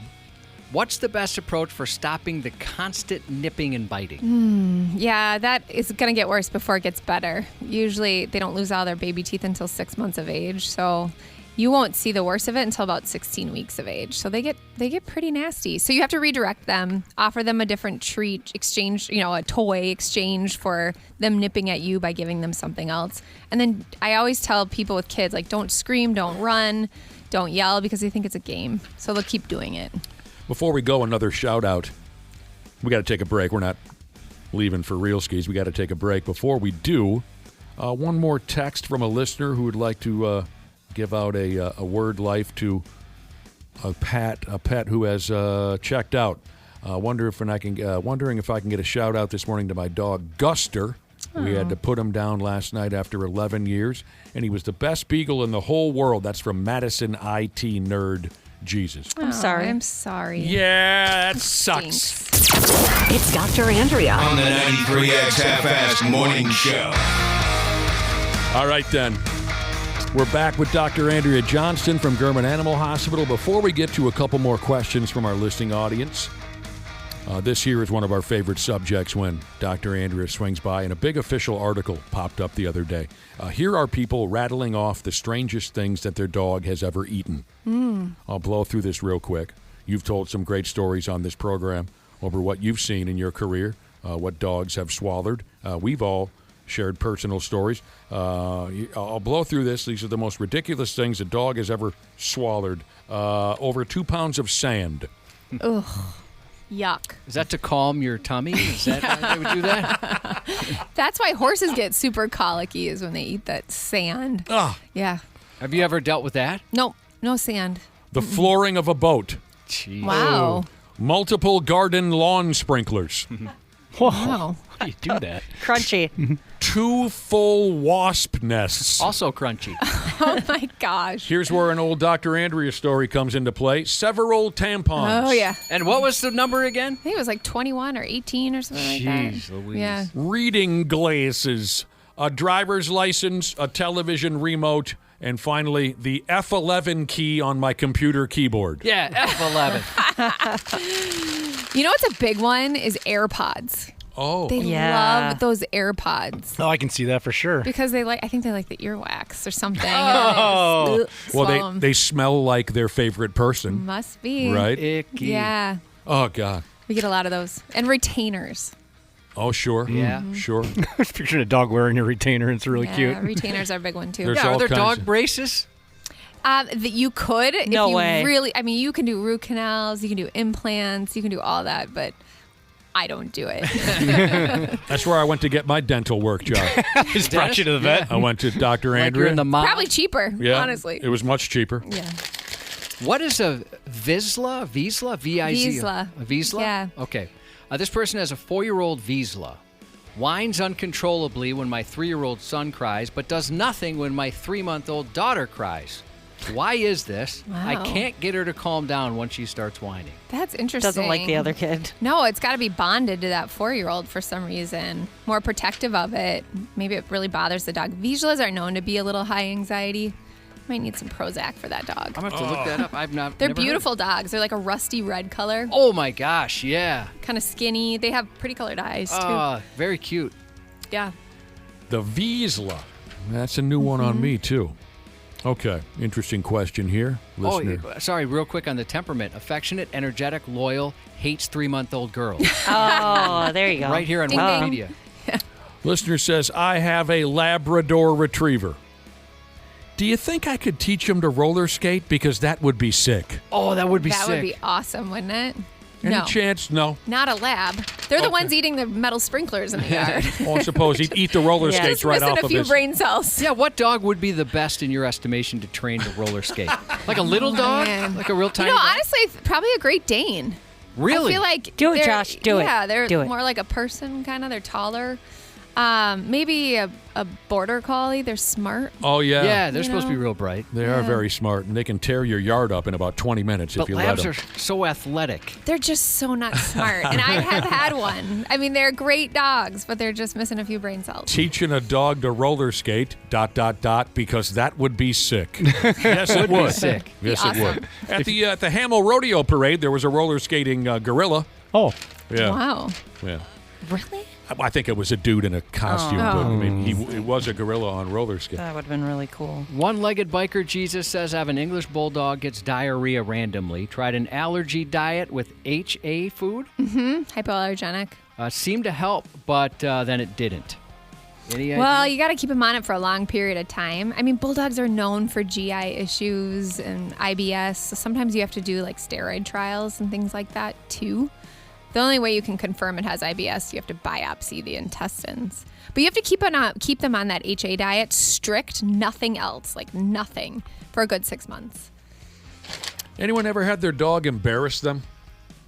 Yes. All the time. My dog, Bruin, he really embarrassed me. It was my husband's dog before I met him, so I don't know. I guess he listens to my husband more, but I brought him to an apple orchard, and he's never been aggressive towards anybody. He's a sweet dog, usually really great with kids, and we were sitting out there, and these kids were walking through, and they're like, "Oh, can I pet your dog?" And I said, "Yeah, absolutely. Like, he's a sweetheart." And the kid went to go reach for my dog, and my dog viciously snapped at him like he was going to, like, rip his head off. Oh, you came close to getting sued. Yeah, right there. and I'm sitting there like, I swear I thought he was a good dog. I am so sorry. That's not only embarrassing, but really scary. Yeah, I was just like, oh, great. I'm a terrible person. How did your dog embarrass you, Dr. Andrea? Well, you know, I'm a veterinarian, right? So you need to have like well-behaved dogs, just like a pediatrician should have, like maybe good kids. I don't know. I agree. But, yes. I pulled up one day and he shredded open all of our Amazon boxes in the front yard. And he's running around with he ate all the chocolate from the candy in it. And neighbors were walking by, and here I am trying to chase him and pick up all the shreds of boxes. So everyone in the neighborhood knew you have a poorly behaved dog. Totally. Yeah. Yeah. I mean, he's just giving me a bad rap. God dang. I've had it happen a few times, but one was with Nick, and it's almost exactly 20 years ago. For whatever reason, our dog at the time decided to take a giant poop right at the top of the stairs when Nick was home. Oh, yeah. Yeah. And I was like, why would you do that? He stacked it high, and he locked eyes with you, Josh, as if he was saying, what are you going to do, get mad at me in front of your friend? Right. Yeah. You're not going to scold me. He just basically wanted Nick to know, this is my house. Right. Absolutely. Not that little bald bitch you're talking to. This is my house. The reason I ask is I got a text from a listener who says, I'm embarrassed to tell Dr. Andrea something. My 60-pound husky is terrified of ducks. Oh, that's cute. That is cute. Yeah. You'd rather have it that way than have him tear the ducks apart. Well, right? yeah. That's a good point. Cute. I had a dog who was terrified of moths. You know, we'd have the screen door shut, the glass door open, screen door shut, a little moth would come up, and he would just cower in terror. Is it? They're scary. I don't Saw like a couple them of old horror movies or something. Yeah. One of our dogs was a stray, and so we don't know anything about what happened to him beforehand. But so we took him into training, and the trainer called us because it was like a little boot camp. Yeah. And they're like, just so you know, like when you come out and see him, we learned that he does not like golden retrievers. And it's old. He's so dog focused, loves other dogs, and so our neighbors have golden retrievers, and he gets worked up. I can relate to that. That little pocket dog that my wife and I own, Gertie, the cutest dog in town. She's all day long. She sits in the window and watches people and dogs walk by. And most of the dogs she sees, you can tell it's excitement. Yeah. She would like to go out there and play with them. But there's a corgi in our neighborhood, and when that friggin' corgi walks by, Gertie is just chewing on the window to try to get out there and fight that damn thing. Yes, I don't know why. Funny. It's got to be like a pheromone thing. I don't know. Who doesn't like golden retrievers? Right? Who doesn't like corgis? It's just too much. Oh, Gertie just... Too friendly, She Josh. climbs the walls when that friggin' corgi walks by. She wants to settle this and settle it now. So, our assumption, you tell me, but our assumption was just he must have had a bad experience with a golden retriever once. Yeah. Was it one golden or multiple golden? Any golden he sees, That's he can't fascinating. stand. I wonder if it's a color thing. Like he can see it. Could who be. knows? Yeah, it's weird. It's weird. But just the fact that we got a call, like the school principal calling us. Hey, your dog. You got to It's work racist. on him here. He hates golden retrievers. One of our listeners was embarrassed by his dog. He was taking his dog for a walk through the neighborhood, and they walked by a neighbor's house. And, hey, how you doing there, Ron? Good to see you. And the dog squatted and took a pure liquid deuce all over the neighbor's sidewalk. That does suck. That's the worst when you're talking to them and they're pooping Yeah. here, and they're like, "Oh, I don't have a poop bag. I'll be right back." You know, it's the Get a mop. All right, we got to get going. It's our Friday today. We're off till Monday. You want to ride home or something? Yeah, you know, it took me a while to get to work today. You might see me on 394. We appreciate everybody listening, and we will talk to you on Monday. But, yeah, Dr. Andy, you've had a tough run here the last few days, so we appreciate you coming in. Yeah, I hope We're all things start good. going better for you. man. Right? I know. Do you know what you got to do? Go out and steal somebody else's friggin' car. I was thinking about Make it. sure you actually. videotape it, Yeah. too. Yeah. See how they like it. There's a big black truck out there. I think I can get you the keys for it. Awesome. If you don't mind funny taking in over the the cab. payment, it's yours. Thanks, Andrea. Thank you. Have a good to one. see you. 93X. Air conditioning. The love of my life. Uh-oh. That doesn't sound good. What's going on, Habs podcasters? We're getting into that soupy part of the summer when your air conditioning is going to be holding on for dear life. That's where our friends at Standard Heating and Air Conditioning come into play. If your AC is out, you shouldn't have to wait.